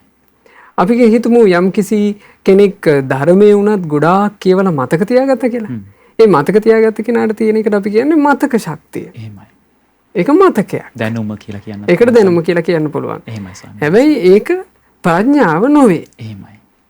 බුදුරජාණන් වහන්සේගේ ධර්මයේ තුල ප්‍රඥාව කියන කාරණේ භාග්‍යතුන් වහන්සේ හරි ලස්සනට වදාලා. ඒකෙන් තේරෙනවා මහත්තයා ප්‍රඥාව කියන එක ලබා ගන්න පුළුවන් බුදු කෙනෙක් පහළ වුණොත් විතරමයි. එහෙමයි. වෙන ක්‍රමයක් නැහැ. වෙන ක්‍රමයක් ඇත්තේම නැහැ. බුදුරජාණන් වහන්සේගෙන් ඇහුවා කතංසු ලබතේ පඤ්ඤං ස්වාමීනි ඔය කියන ප්‍රඥාව ලබා ගන්නේ කොහොමද? බුදුරජාණන් වහන්සේ වදාලා සද්ධානෝ අරහතං ධම්මං නිබ්බානපත්තිය සුසුසා ලබතේ පඤ්ඤං අප්පමත්තෝ විචක්කනෝ. බුදුරජාණන් වහන්සේ විසින් නිවනට කැඳවන සද්ධර්මයේ දේශනා කරනකොට ඒ ධර්මයේ ගැන සදහැ සිත් ඇති කරගත යුත්තේය. සදහැ සිත කියලා කිව්වේ ධර්මයට හිත පහදව ගන්න ඕන. ඒ ධර්මයට හිත පහදව ගැනීම පිණිස මහත්තයා ඒකට පෙර පින් බලයකින් නුවණක් තියෙන්න ඕන. පෙර පින් බලයකට නුවණක් තියෙන්න ඕන බණපදයක් ඇහෙනකොට හිත පහදින්න නම්. ඉතින් ඒක නම් ඉතින් එයාට තියෙන්න ඕන එකක්. එහෙමයි. ඒක අරගෙන එන්න ඕන එකක්. දැන් අපි ගත්තොත් එහෙම මේ ලෝකේ තියෙන රූප බලන්න S2 උපතින්ම පේන්න එපයිනේ. S2 පේන කෙනාට තමයි රූප බලා ගන්න පුළුවන් වෙන්නේ. එහෙමයි. කන් දෙක ඇහෙන කෙනාට තමයි මේ ශබ්ද ටික අහගන්න පුළුවන් වෙන්නේ. ඔය වගේ කෙනෙකුට තියෙන්න ඕන යම් නුවණක්. ඒ නුවණින් තමයි ධර්මයට හිත පහදින්නේ. සමහර කෙනෙකුට ධර්මයට හිත පහදින නුවණවත් මහත්ය නැහැ. එහෙමයි. ඉතින් ඒ අය ගැන කතා කරලා වැඩක් නැහැ. එතකොට බුදුරජාණන් වහන්සේගේ ධර්මය අහනකොට ඒකට හිත පහදව ගන්න ඕන මුලින්ම. හිත පහදව ගත්ත කෙනාට සුස්සූසා ආසාවෙන් බණ අහන්න පුළුවන්. ආසාවෙන් අහන බණපදේ අප්පමත්තෝ විචක්කනෝ පමානෝ විමසන්ට ඕන. බුදුරජාණන් වහන්සේ වදාලා ලබතේ පඤ්ඤං. එතකොට ප්‍රඥාව ලැබෙයි. එතකොට ධර්මයෙන් ලැබෙන වටිනාම දේ මහත්තයා ඒ ප්‍රඥාව. ඒ ප්‍රඥාවෙන් පුළුවන් මේ ජීවිතේටත් සාර්ථකව මුහුණ දෙන්න. ඒ ප්‍රඥාවෙන් පුළුවන් සුගති දොරටු ඇරගන්න. ඒ ප්‍රඥාවෙන් පුළුවන් මාර්ගඵල අවබෝධ කරන්න. ඒ ප්‍රඥාවෙන් පුළුවන් සංසාර දුකින් නිදහස් වෙන්න. එහෙමයි. ධර්මය ඇසීම නිසාමයි මේ සියල්ලම ලැබෙන්නේ. ධර්මයේ ආනිසංස මේ වැඩසටහනකින් කියලා කෙලවරක් කරන්න පුළුවන් ඒවා නෙවෙයි. ධර්මයේ ඇසීමේ ආනිසංස එහෙම කෙලවරක් කරන්න බෑ. කෙටියෙන් කියනවා නම් ඔය සියලු යහපත ධර්මයේ ඇසීමෙන් ලැබේ. ධර්මයේ නිතර නිතර නිතර අහන්න. ධර්මයේ නිතරම කියවන්න. ධර්මයේ නිතර ඇසීමෙන් ධර්මයේ නිතර කියවීමෙන් ධර්මයේ දෝංකාර දෙන්න පටන් ගන්නවා. මත ඒක ගොඩාක් වටින එකක්. දැන් අපි ගත්තොත් එහෙම අපිට මේ එක එක කාලෙට සමාජයෙන් වැඩිපුර අහන්න ලැබෙන දේ දෝංකාර දෙන්නේ නැද්ද? අපි ගත්තොත් මේ කාලේ කොරෝනා දෝංකාර දෙනවා. එහෙමයි. ඒ හැම තැනම අහන්න ලැබෙනවා. එහෙමයි. අපිට නිතර බණ අහනකොට ධර්මය අහනකොට ඔන්නේ ධර්මය ඇතුලේ නිතරම ස්වාමීන් වහන්සේලා කියනවා සත්පුරුෂයතුරුමයි උතුම්. ඊළඟට ඉවසීමමයි උතුම්. මෙත්සිත තමයි ගොඩාක් හොඳ. එහෙමයි. අපි හිතමු මිනිස්සු මාසයක් විතර බණ ඇහුවා කියලා. ඒ මාසෙම බණ අහනකොට ඔය මාසේ අහන බණ පදවල වැඩිපුර තියෙයි. මෛත්‍රී තමයි ගොඩාක් වටින්නේ. තරහ හොඳ නැහැ. ශ්‍රද්ධාව තමයි ගොඩාක් හොඳ. මේවා ඇහෙනවා. ඊළඟට තෙරුවන් සරණට වඩා වැඩි සරණක් නැහැ ඔබට. එතකොට එයාගේ හිතේ මේවා දෝංකාර දෙන්න පටන් ගන්නවා. එතකොට අපිට මේ ජීවිතේ ගත කරද්දී ඒ ජීවිතේ ධර්මානුකූලව ගත කිරීමට අතිශයින් උපකාරයි. අර බණ නිතර අහන එක. ඒ නිසා ධර්මයේ නිතර නිතර ඇසීමෙන් ධර්මානුකූල මනසක් ධර්මානුකූල කල්පනාවක් හැදෙනවාමයි. ඒ නිසා ඔබ ධර්මයේ නිතරම අහන්න. ඊළඟට දහම් පොතපත නිතර නිතර කියවන්න. ලෝකේ කෝටි සංඛ්‍යාත මිනිසුන් ජීවත් වුණත් ඒ අතරතුරේ ඔබ අපි කොයිතරම්නම් භාග්‍යවන්තද කියලා හිතෙනව නේද? මේ ධර්මයේ ශ්‍රවණය කරන්නට අපිට හැකියාව ලැබිලා තියෙනවා. ඒ නිසා ඒ අතරතුරත් ශ්‍රද්ධා රූප ዋහිනිය ලක්විරු ගුවන්විදුලිය අසුරු කරන ඔබ ඊටත් වඩා භාග්‍යවන්තයි. මොකද 3:30 පැයෙම ඔබට මේ උතුම් වූ ශ්‍රී සත්‍ය ධර්මයේ ශ්‍රවණය කරන්නට භාග්‍යය ලැබිලා තියෙනවා. ඒ නිසා නිතර නිතර මේ ධර්මය අසන්න ජීවිතයට ප්‍රගුණ කරගන්න කියන ආයාචනාවත් අපි එකතු කරනවා. මේ වෙලාවේදී ඉන්නවා අපේ දුරකථන අංකය ඔස්සේ පණ්ඩුවස් නුවරින් වසන්ත මහත්මයා. තිරුවන් සරණයි. නමෝ බුද්ධාය. මගේ ගැටලුව මේකයි. මගේ දෙමාපියෝ නැහැ. මගේ වයස අවුරුදු 44යි. මට කුඩා කාලේ නම් දෙමාපියෝ ඉන්නෙද්දිත් කැමරට වීමට විදි බවක් තිබුණා. මේ වෙනකොට දෙමාපියන් නැහැ. මගේ ඉන්න එකම සහෝදරයා එයා විවාහයයි. මම ගෙදර තනියම හුදකලාව තමයි දැනටත් ඉන්නේ. මම රැකියාව කීපයක්ම නිරතුණා. රැකියාව කීපයකම නිරතුණා. මේ මගේ කැම වීමදී මට හොඳයි ඒක දරා ගන්න බැරි තත්ත්වයක් තියෙනවා. මම ඒකෙන් ගොඩක් වදවේදනා වලට පත්වලා තියෙනවා. මගේ මිල මුදල් බඩු භාණ්ඩ ඇඳුම් පැළඳුම් පවා මට අහිමිලා තියෙනවා. ඒ වගේම මම සත්ව මරණ කියන ඒවාට දායක වෙලා තියෙන්නේ. අපේ ගෙදර මීයන් 25 දෙනෙක් විතර මම මරලා තියෙනවා. ඊට අමතරව සර්පෙක්වම උණුතුරක් කරලා මම මරලා තියෙනවා. මට ඒ සර්පයාව එලව ගන්න තිබ්බ බයට මට දෂ්ට කරයි කියන බයට බීමේදී මට සිහි විකල් වෙලා සීකල්පන නැතිලා මේ අවස්ථා එමටයි අප්‍රමාණයි. ඒ තුළ මගේ මිල මුදල් ලක්ෂ ගණන් බඩු බාහිර ආදී අනුන් පැල්දුම් මට මගේ අනිවාර්ය බව නැතිලා තියෙන අවස්ථා ගොඩක් තිබුණා. මට මේකට පිටක් පිළිසරක් ලබා ගන්න ස්වාමීන් වහන්සේගෙන් මම වැඩිදුර ප්‍රායෝගික වටාපිටාවක් සකස් කර ගැනීම සඳහා ඉදිරි ප්‍රස්තාව කරන හැමති මහත්මයා මම ගොඩක් අසරණලා ඉන්න බවක් මට තේරෙනවා. පාත් කරුත් නැතිලා මගේ ආර්ථික වටාපිටාව මට සරලනවා. නමුත් කෑමෙන් බීමෙන් තුලදී මම ඒ තුල මම අන්ත අසරණ භාවයට පත්වන සේවාවක් මට දැනෙන්න තියෙනවා. දැනෙමින් පවතිනවා. මට ඒක මම කරපු පාප කර්මයක්ද මගේ කර්ම විපාකයක්ද එහෙම නැත්නම් වෙන විකල්පයක් ඒ සඳහා තියනවද නැද්ද කියන එක ධර්මානුකූලව පහදවා ගන්න ස්වාමීන් වහන්සේගෙන් බගේපත් ආයතනයක පිටුවම හම්බෙනවා. නය ඔබතුමාටත් නම බුද්ධාය. ස්වාමීන් වහන්සේ මේ සාමාන්‍ය ජීවිතයේ අපිට තියෙන ප්‍රශ්නයක් වෙන්න පුළුවන්. මේ මහත්මයාටත් තියෙන වගේ ප්‍රශ්නයක්. ඇත්තම ආහාරයට අධික ගිජු බවක් ගැන එතුමා සිහිපත් කළේ ආහාරයට ගිජු බව කියන එක අපි මේ සංසාර ගමනේ යනකොට අපිට නොයෙක් ආකාරයෙන් තියෙන එක. එහෙමයි. ඒ කියන්නේ අපි හැමෝම ආහාර මත යැපෙන අය. ජීවිතේ පවත්වා ගැනීම පිණිස අපි කොයි කාටත් ආහාරයක් ඕනයි. මේ මනුස්ස ලෝකෙ උපන්නට පස්සේ අපි මනුස්ස ලෝකේ තියෙන ආහාර කනවා. තිරිසන් සත්තු ආහාර බුදින හැටි අපිට පේනවානේ. එහෙමයි. ඊට පස්සේ දෙවියන් ගැනත් අපි අහලා තියෙනවා දිව්‍ය ලෝකයේ ඒ දෙවියන්ට තියෙන දිව්‍යමය භෝජන. එහෙමයි. දෙවිවරු අනුභව කරනවා. එතකොට මේ ආහාරය කියන එක අපි හැමදිනාගේ ජීවිතේට අවශ්‍ය කරන දෙයක්. ගිජු බව කියන එක එක එක මට්ටම් වලින් අපි කොයි කාටත් තියෙන්න පුළුවන්. බුදුරජාණන් වහන්සේ ආහාරයට ගිජු බව දුරු කර ගැනීම පිණිස වදාළේ ආහාරය ගැන නුවණින් සැලකීම. ඒකනේ මහත් අපිට කළ හැකි දේ. ඒකට කියනවා ආහාර ප්‍රත්‍යවේක්ෂාව කියලා. එහෙමයි. ආහාරය ගැන බුදුරජාණන් වහන්සේ දේශනා කළා තේරුම් ගන්න කියලා හරියට මෙන්න මේ වගේ. දැන් අපි ගත්තොත් එහෙම ආහාර අනුභවයක අන්තිම ප්‍රතිඵලය අපි කල්පනා කළොත්. කන බොන යම් ආහාරයක්ද ඒ කන බොන සියලු ආහාරවල අවසාන ප්‍රතිඵලය බුදුරජාණන් වහන්සේ දේශනා කළා මල මූත්‍රා ලෙස පහවීමය. එහෙමයි. ඊට වඩා දෙයක් නේ. අපි හිතමු මහත්තයා සමහරවිට අපි කනවා අතිශයින්ම මිල අධික ආහාර. එහෙමයි. මිල අධික කෑමක් කෑවා කියලා මේක සදාටම හිටින්නේ නැහනේ. එහෙමයි. ඒක පිට වෙනවනේ. ඒ පිට වෙන්නේ අර මිල අධික ආහාරය කෑවත් අපිම පිළිකුල් කරන මිල අධික ආහාරය කාපු කෙනාත් තමන්ම පිළිකුල් කරන තරම් අසුචියක් බවට පත් වෙලා තමයි ඒක බැහැර වෙන්නේ. කොයිතරම් වටින, කොයිතරම් රසවත්, කොයිතරම් උතුම් ආහාරයක් වුණත් ආහාරයේ උරුම වෙන්නේ අවසානයේ ඒක. අපි ඒක තේරුම් අරගෙන ඉඳීම මේ ආහාරයට මහා ලොකු වටිනාකමක් නොදීම පිණිස පවතිනවා. නැත්නම් අපි සාමාන්‍යයෙන් අපිට මාධ්‍ය දැන්වීම් වලින් ආදීදී මහත්තයා ආහාරය කියන එකට මිනිස්සු වාසන කරලා යනවා. එහෙමයි. ස්වාමීන් වහන්සේ සාමාන්‍යයෙන් ව්‍යවහාරයේ තියෙන මේ කන්න ජීවත් වෙනවා ජීවත් වෙන්න කනවා කියන කාරණා දෙක. ඔව් එතකොට මේ දැනුම් දීම අපි ගත්තොත් එහෙම ගොඩාක් මහත්තයා ආහාර සම්බන්ධයෙන් වැඩිපුරම තියෙන්නේ මේ වෙළඳ දැන්වීම.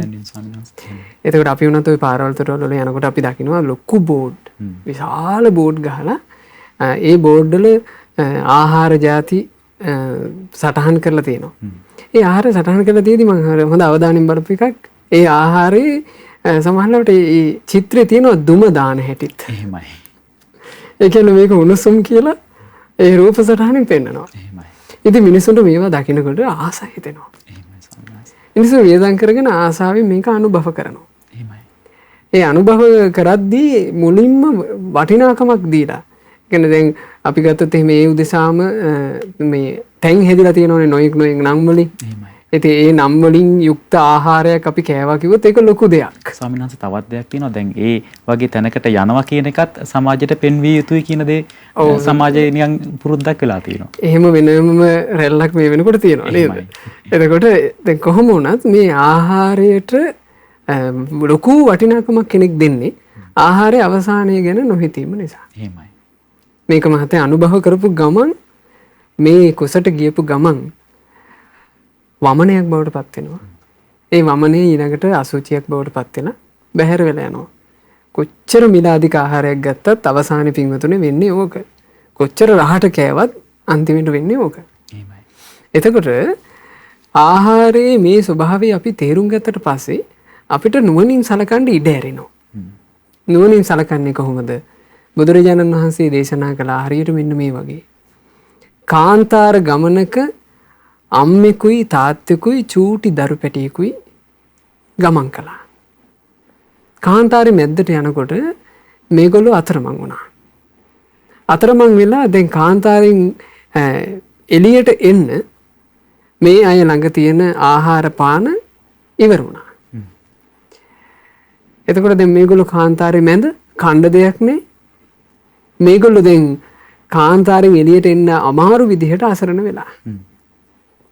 මේ අසරණකම මේ වෙහෙස දරා ගන්න බැරුව අර අත දරුවා මැරුණා. එහෙමයි. අත දරුවා මිය ගියාට පස්සේ අම්මයි තාත්තයි දෙන්න කල්පනා කළා දැන් අපේ දරු පැටියා මිය ගියා.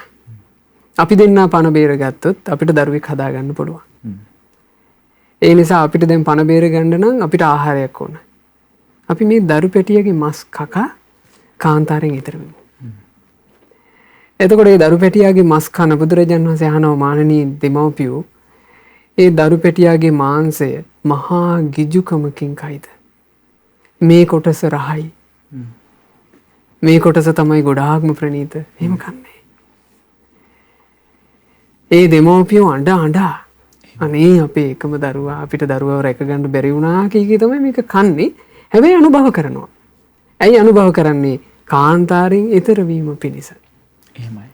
ඔන්න ඔය වගේ මහත්තයා ආහාරය අරගන්න ඕන කිව්වා නුවණින් කල්පනා කරලා. නුවණින් කල්පනා කරන්නේ මේ ආහාරය මා ගන්නේ නේව දවාය ජවය පිණිස නොවේ. නමදාය මත්ෙන්ඩන් නෙවෙයි. න මණ්ඩනාය මේ කණයකින් මාව සරසවා ගන්නට නෙවෙයි. දැන් මහත්තයා කිව්වා වගේ කණයකින් සමහරු Tamanට අමුතු සැරසිල්ලකුත් හදා ගන්නවනේ. අපි අහවල් තැනින් කන අය.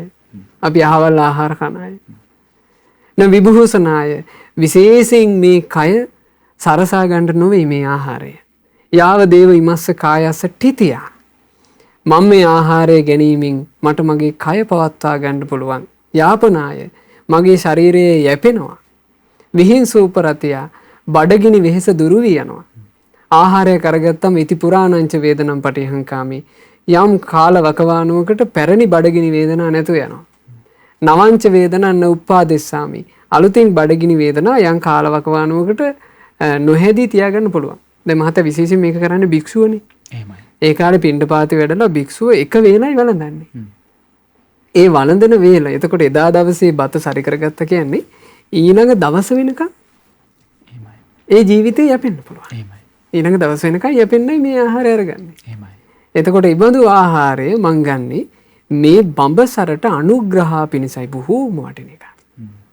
මම මේ ආහාරය අරගන්නේ මොකටද? මට දැන් සත්පුරුෂයෝ මුණ ගැහිලා තියෙනවා. මට තෙරුවන් සරණ මුණ ගැහිලා තියෙනවා. මට සෑය බෝධිය වැඳ ගන්න අවස්ථාව ලැබිලා තියෙනවා. මට නිතර නිතර බණ අහන්න අවකාශය ලැබිලා තියෙනවා. මට මේ ජීවිතේ පින් කරගන්න පුළුවන්.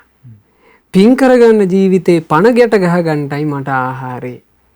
මෙහෙම තමයි ආහාරය අරගන්න ඕන. ඉතින් මේක මෙහෙමයි. දැන් මේ විමසපු මහත්තයා බොහෝම වේදනාවකින් ඉන්න බව තේරුණා මේ සම්බන්ධයෙන්. මේක අපි කලබල වුණා කියලා දුර වෙන එකක් නෙමෙයි. ඒ නිසා ඔය විදිහේ කල්පනාවක් නිතර නිතර හුරු කරන්න. ඔය විදිහේ කල්පනාවක් නිතර නිතර හුරු කරනකොට ටික ටික ආහාර ගැන තියෙන මේ ලෝලී බව, ආහාරයට ගොඩාක් ගිජු බව ටික ටික දුරු වේවි. ඊළඟට එතුමාගේ කතාවේදී අපිට තේරුණා එතුමා හරියට අර තමන්ගෙන් වෙච්ච වැරදි ගැන ගොඩාක් මේ හිතේ තැම්පත් කරගෙන ඉන්න බව. මොකද මේ මැරිච්චි සත්තු ගාන පවා මේ එතුමා මේ මතකයෙන් කියනවා කියන්නේ ඒක හදවතට වේදනා දෙනවා. ඇත්තම පින්වතුනි බුද්ධ ශාසනය තුල නෑ අකුසලය අනුස්සති කිරීමක්. අකුසලයේ සිහි කර කර ඉදීමක් බුදු සසුනේ නැත. බුදුරජාණන් වහන්සේගේ ශ්‍රාවකයාට භාග්‍යතුන් වහන්සේ අනුස්සති වදාලා. අනුස්සති කියලා කියන්නේ නිතර සිහි කළ යුතු. නිතර සිහි කළ යුත්තේ බුදු ගුණයි. නිතර සිහි කළ යුත්තේ ධර්මයේ ගුණයි. නිතර සිහි කළ යුත්තේ සංගරුවනේ ගුණයි. නිතර සිහි කළ යුත්තේ සීලානුස්සති සීලය ගැනයි. නිතර සිහි කළ යුත්තේ ඡාගානුස්සති දන් දීපුවා ගැනයි. නිතර සිහි කළ යුත්තේ දේවතානුස්සති ශ්‍රද්ධා සීල සුත ත්‍යාග ප්‍රඥා සහිත කෙනාට දෙව්ලොව උපදින්න පුළුවන් කියන කාරණේ ගැනයි. ඔන්න ඔය පහ තමයි ඔය හය තමයි නිතර සිහි කළ යුතුයි කියලා වදාළේ. එහි නෑ අකුසලානුස්සති කියලා එකක්. එතකොට අපිට බණපදයක් අහන්න ලැබෙනකොට මහත්තයා අපි එක එක තැන්වල ඉන්න පුළුවන්. සමහරලාට මත්පැන් බීපු අය, වැරදි කාම සේවනය කරපු අය. එහෙම කෙනෙක් වෙන්න පුළුවන් මේ බණපද අහන්නේ. ඒ බණපදේ අහපු කෙනා ධර්මයේ ඇහුවාට පස්සේ අතීතය කියන එක මට වැරදුනා. ඒ වැරදිච්ච අතීතෙ මට වැඩක් නෑ. දැන් මට සුන්දර ජීවිතයක් උපදව ගන්න ධර්මයේ තියෙනවා කියන තැනට එන්න ඕන. එහෙමයි. නැත්නම් මහත්තයා ධර්මය ඇහුණා කියලා එයාට සැනසෙල්ල නෑ. ඒ පරණ එකක් හිත එයා විඳවනවා. මේ ධර්මය කියලා කියන්නේ මහත්තයා පෙළහරක් නේ, ආශ්චර්යයක් නේ. අපි ගත්තොත් එහෙම අම්බපාලී වගේ වෛශ්‍යාවෝ ගණිකාවෝ අම්බපාලිය කියලා කියන්නේ ගණිකාවක්. ඒ ගණිකාව සාමාන්‍යයෙන් දිනකට බොහෝ පුරුෂයෝ ඇසුරු කරනවා. දිනකට බොහෝ පුරුෂයෝ ඇසුරු කරනවා කියලා කියන්නේ එයා කොච්චර රාගින් මත් වෙලා ඉන්නේද? රාගින් මත් වෙලා හිටපු අය සදාටම රාගයේ නසා දෙමුවානේ මේ ධර්මයේ. එහෙනම් මහත්ය ධර්මයේ සුළුපටු දෙයක්ද? ඊළඟට අඟුලිමාල වගේ මිනිස්සෙක් දැක්කහම ඒ දකපු මිනිස්සයා මරන්න ඕන කියලා කාලාන්තරයක් බොහෝ කාලයක් දුෂ්ටකම පුරුදු කරපු අය, ද්වේෂය පුරුදු කරපු අය, ද්වේෂය සම්පූර්ණයෙන්ම නැසුවනේ ධර්මයේ නිසා. එහෙනම් ධර්මයේ සුළුපටු දෙයක්ද? ඊළඟට බුදුරජාණන් වහන්සේගේ ශාසනයේ ජම්බුක කියලා කෙනෙක් පැවිදි වුණා අවුරුදු 55ක් මහත්තයා. 55 අවුරුද්දක් මිත්‍යා දෘෂ්ටිකෙක් බවට පත් වෙලා අතිශය මේ කර්කශ දුක් දීපු කෙනෙක් මේ ශරීරෙට. කොටින්ම මේ ආහාර පාන අරගත්තේ නෑ කියනවා. ආහාර ගන්නේ නැතුව මේ අසූචි තමයි කියනවා කෑවේ. මිනිසුන්ගේ අසූචි කක අවුරුදු 55ක්. එහෙව් අය ඒ පරණේව ඔක්කොම අමතක කරලා දාලා මේ බුද්ධ ශාසනයේ රහතන් වහන්සේලා බවට පත් වුණා. එහෙමයි. ඉතින් ඒ නිසා මේ බුද්ධ ශාසනය කියන්නේ පිහිටක් සහිත තැනක්. ඒ පිහිට සහිත තැන හම්බ වුණාම හරියට මහත්තයා කාන්තාරයක හෙම්බත් වෙච්ච මිනිහෙක්, කාන්තාරයේ තැන තැන වැටි වෙච්චි ආපු මිනිස්සෙක්, කාන්තාරයේ යක්කුන්ටත් අහු වෙලා නොයේ කරදර කංකටොළු විඳ මිනිස්සෙක් හරියට කාන්තාරයේ එකපාර ෂේම භූමියක් හම්බ වුණා වගේ සන්තෝෂ වෙන්න ඕන. එහෙමයි. අපිට මේ බුදුරජාණන් වහන්සේගේ සරණ, ධර්මයේ සරණ, සංගරුවනේ සරණ ලැබීම ගැන පින්වතුනි සතුටු වෙන්න. අතීතය එක සැනකින් අත්හැරලා දාන්න. මට වැරදුනා මම ඒක අතාරිනවා. මම දැන් ඉඳලා පියවරෙන් පියවර හදා ගන්නවා. එහෙමයි. ඒක තමයි අපි ආයුධ තැන. එහෙමයි. ඔබට පිහිට පිළිසරණ හිමිව තිබෙනවා. ඒ නිසා ඔබ අතීතය අමතක කරන්න. ඔබ මෙතෙන් සිට ඔබේ ජීවිතයට දහම හුරු කරගන්න කියන කාරණාව තමයි පින්වත් ස්වාමීන් වහන්සේගේ අනුශාසනාවේ සඳහන් වුණේ. මම හිතන්නේ වසන්ත මහත්මයාගේ ප්‍රශ්නයට උත්තර හම්බ වෙන්න ඇති, පිළිතුරු හම්බ වෙන්න ඇති. මේ වෙලාවේදී ඉන්නවා ශ්‍රීපුරෙන් විමලාවතී මහත්මිය. තෙරුවන් සරණයි. නමෝ බුද්ධාය. මහත්මයා මට තියෙන්නේ පුතා ලොකු උසස් පෙළ කරන ළමයෙක්. එයා හොඳ දක්ෂයි. ඒ වුණාට දැන් ෆෝන් එක අරගෙන එයා ගේම් ගැහිලක් කරනවා. අධ්‍යාපනයේට උනන්දුවක් නැහැ. ඒකට මොකද කරන්න කියලා ස්වාමීන් වහන්සේගෙන් උත්තරයක් බලාපොරොත්තු වෙනවා. නමෝ බුද්ධාය පින්වත් ස්වාමීන් වහන්සේ, මම හිතන්නේ අපි යෝම් දහම් වැඩසටහනදී මේ වගේ ප්‍රශ්නවලට නිරන්තරයෙන් පිළිතුරු සපයනවා. මම හිතන්නේ මේකත් සාමාන්‍යයෙන් අද සමාජයේදී අපිට දකින්න තියෙන පොදු ප්‍රශ්නයක්. අපේ දෙමව්පිය විතරක් නෙවෙයි අපිට බොහෝ දෙනෙකුට පීඩාවට පත් වෙන තියෙන ප්‍රශ්නයක් තමයි මේ කාරණාව. ඇත්තම මහත්තයා අපි මේ වසංගත කාලවකවානුවට පෙර අපි ගොඩාක් අවස්ථාවලදී මේ ජංගම දුරකථන පරිහරණය අනතුරු ගැන ඊළඟට ජංගම දුරකථනයක් විශේෂයෙන් බාල වයස්කාර කෙනෙකුට දීමේ අනතුරු ගැන ගොඩාක් අපි කතා කළා. එහෙමයි. අපි සමහරවිට මේ මහමෙවුනාව භාවනා අසපු සංචිතයෙන් කරපු ප්‍රධාන වැඩසටහන් වල යෝන් දහම් සක්මන වගේ වැඩසටහන් වලදී අපි මේ මූලිකව මේ කාරණේ සිහි කළා. නමුත් මේ කාලේ වෙනකොට මේ මහා අන්තරාය කර දෙීම නැතුව බැරි එකක් බවට පත් වෙන විදිහට තමයි සියලු කටයුතු සිද්ධ වෙලා තියෙන්නේ. ඉතින් දෙමව්පියන්ට දැන් ඇත්තටම දැන් අම්මා කෙනෙක් තමන්ගේ දරුවා ගැන කනගාටුවෙන් කියන මේ කතාව විශේෂයෙන් මේ ප්‍රශ්නේ ඉදිරිපත් කරපු අම්මගේ පුතා මේක අහනවා නම් දැම්ම හදා ගන්නවා. එහෙමයි. ඇත්තටම මේ දෙමව්පියෝ කොච්චර මේ හේතුවෙන් වද වේදනා විඳිනවාද කියලා නුවණැති දරුවෙක් දකිනවා නම් ඒ දරුවා මේ ඇබ්බැහිය අතහැරලා දාන්න.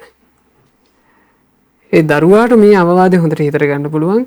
මොකද දෙමව්පිය කියනකොට මහත්තයා ගැටෙන එකමනේ වෙන්නේ. දැන් අපිට මේ අහන්න ලැබුණානේ අම්මා මේ ෆෝන් එක අරගත්තා කියලා අම්මගෙන් පරිගන්න එක කොල්ලෙක් මේ එල්ලෙලා මැරුණා කියන කාරණාව. එතකොට බලන්න මහත්තයා මේ හැදිලා තියෙන ස්වභාවයන්නේ. ඊළඟට පුංචි දරුවෝ නොමග යනවා හරියට. එහෙමයි. ලොකු අනතුරු තියෙනවා මේ ජංගම දුරකථනයෙන්. එහෙමයි ස්වාමීනි. ඒ නිසා ජංගම දුරකථනය කියන එක මේ දරුවෙක් සමීපයට ලං කරනකොට ඉගෙන ගන්න වයසේ දරුවෙක් සමීපයට ලං කරනකොට අපි අර සමහර වෙලාවට මේ වස ಜಾතිවල එහෙම මේ වෙනම ගහලා තියෙනවා දරුවන්ට අහුවෙන්නේ නැති තැනක මේක තියන්න. එහෙමයි. මේක පාවිච්චි කරොත් එහෙම අත් හොද ගන්න. මේ බෝතලේ ඇල්ලුවත් අත් හොද ගන්න. එහෙම ගහලා තියෙනවනේ. එහෙමයි. ඒ වගේ මහත්තයා ෆෝන් එක කියලා කියන්නේ බෝම්බයක් වගේ. බොහෝම පරිස්සමෙන් තමයි අවශ්‍ය කටයුතු උදෙසා විතරක් මේක පාවිච්චි කළ යුත්තේ. මේක හැම දිනාටම.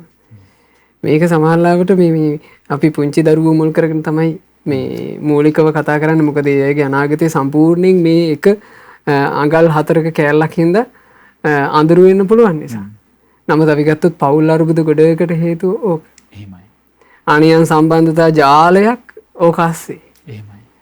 ඊට පස්සේ අනියම් සම්බන්ධතාවයක් ෆෝන් එකකින් ඇති කරගත්තා කියන ප්‍රවෘත්තියත් ෆෝන් එකට එනවා. මේ ෆෝන් එකෙන් ඔන්න අනියම් සම්බන්ධතාවක් ඇති කරගෙන මෙහෙම අර්බුදයක් හටගෙන කියලා. මිනිස්සුන්ට මහත්තයා අර්බුදේ පේන්නේ. පේනවා මේ ෆෝන් එකකින් අනියම් සම්බන්ධතාවක් හදාගෙන කියලා. එයා ඊට පස්සේ එයාත් උත්සාහ කරනවා එහෙනම් මාත්‍යක් හදාගන්න. ස්වාමීන් වහන්සේ ප්‍රශ්නේ ගාවට යන්න කලින් ප්‍රශ්නේ තමන් ගාවට එනවා. ප්‍රශ්නේ තමන් ගාවට එනවා මහත්තයා. එහෙමයි. ඉතින් ඒ නිසා මේකේ අනතුර ගැන මේ අපිට කෙලවරක් නැහැ කියන්න. ඒ තරම් බිහිසුණු අනතුරක් මේ ජංගම දුරකථනයේ තියෙනවා. ඇත්තටම අපිට දම්සභා මණ්ඩපේ කාල වේලාව ඉක්ම ගිහින් තියෙන නිසා මේ අනතුර ගැන දිගින් දිගට මම කරුණු කියන්නේ නැහැ. මොකද අපි මේ පුංචි දරුවන්ගේ රැකවරණය උදෙසා අපි විශේෂයෙන් මහත්තයා මේ ශ්‍රද්ධා රූපවාහිනියෙන් ශ්‍රද්ධා ප්‍රවෘත්ති අංශයෙන් සකස් කළා. දරුවන්ට ජංගම දුරකථනයක් දෙනකොට ඒ දරුවා අසභ්‍ය දර්ශන ආදිය නැරඹීමෙන් නොමග යන්න හේතු වෙන. ඒ වගේ දරුවව ආරක්ෂා කරගන්න ජංගම දුරකථනයේ අර සැකසුම් වෙනස් කිරීම කරන හැටි. එහෙමයි. එතකොට මම හිතනවා ඒක ගොඩක් වටීවි දෙමව්පියන්ට ඔබට මේ ශ්‍රද්ධා TV YouTube නාලිකාවට ගිහිල්ලා ඊළඟට Facebook නාලිකාවට ගිහිල්ලා ශ්‍රද්ධා TV නිවුස් මේ Facebook නාලිකාවට සහ YouTube නාලිකාවට ගිහිල්ලා මේ වීඩියෝ පට ඔබට අරගන්න පුළුවන්. අරගෙන ඒවා සකස් කිරීම කරන්න. විශේෂයෙන් මම හිතනවා දෙමව්පියන්ට කරන්න පුළුවන් බොහොම වටින දෙමව්පියන්ට ගන්න පුළුවන් බොහොම වටින තීරණයක් මහත්තයා.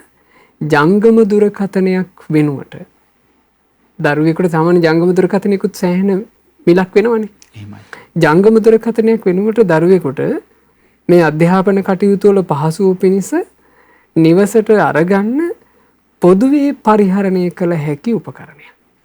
පොදුවේ පරිහරණය කළ හැකි පොදුවේ පේන්න තියෙන එකක්. අපි ගත්තොත් මේ පරිගණකයක් අරගන්නවා. පේන තැනක තියන්නත් පුළුවන්. පේන තැනක සාලේ වගේ පේන තැනක මේක තියෙනවා. එහෙමයි. එතකොට එයාට අධ්‍යාපන කටයුතු ඊළඟට එයාගේ අධ්‍යාපනයේ රුවමනා කරන වෙන යම් හොතරතුරු ඒ වගේ දේවල් ඒ දරුවට කිසි අපහසුයක් නැතුව එකකින් අරගන්න පුළුවන්. එහෙමයි. එයා නොමග යන එකත් රැකෙනවා. එහෙමයි. ඒ නිසා ඒ වගේ උපක්‍රමශීලී වුණොත් අපිට යම් බේරුමක් කරගන්න පුළුවන් වෙයි. නැත්නම් ඉතින් මේ අනතුරුදායක දේවල් නිසා දරුවෝ තව කොච්චර නොමගක යාවිද කියලා අපිට කියන්න පුළුවන් කමක් නැහැ. දැන් අපිට කියන්න බෑ මේවා අයින් කරන්න කියලා. ඊළඟට අපි ඔය පරිගණකයක් අරගන්න කියපු එක වුණත් ඇතැම් අයට ප්‍රායෝගික නැහැ. මොකද සමහර ගෙවල් වල එහෙම හැකියාවල් නැහැ. එහෙමයි. ඉතින් අපි මේ කියන්නේ යම් මඟ පෙන්වීමක් උදෙසා ඔබ මේක තේරුම් අරගන්න විශේෂයෙන් තරුණ කියන්නේ අධ්‍යාපනයේ ලබන වයසේ දූල පුතාලා අපි මේ දම්සභා මණ්ඩපේ කරන අවවාදය අහගෙන ඉන්නවා නම් අනේ දුවේ පුතේ ඔබ තමන්ගේ අම්මයි තාත්තයි ගැන ගොඩාක් හිතන්න. අම්මයි තාත්තයි දෙන්න ගැන ගොඩාක් හිතන්න.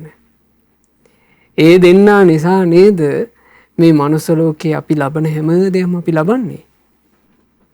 ඒ දෙන්නට අපි හැමදාම ණය ගැති නේද? ඔබේ ක්‍රියාකාරකමක් නිසා ඒ දෙන්නගේ හිත පෑරෙනවා නම් ඔබ කොච්චර සතුටුුණත් ඇති වැඩේ මොකද්ද? ඔබේ කටයුත්තක් නිසා දෙමව්පියන්ගේ හිත පෑරෙනවා නම් මේ ලෝකෙට ඔබට ජන්මලාභය ලබා දීපු ඔබ පෝෂණය කරපු ඔබේ අම්මයි තාත්තයි දෙන්න ඔබේ යම් ක්‍රියාවක් නිසා හිත පාරවා ගන්නවා නම් ඔබේ සතුටේ ඇති ඵලය මොකද්ද? ආනේ නිසා හොඳට කල්පනා කරලා දරුවෙකුට ආරක්ෂා වෙන්න පුළුවන්.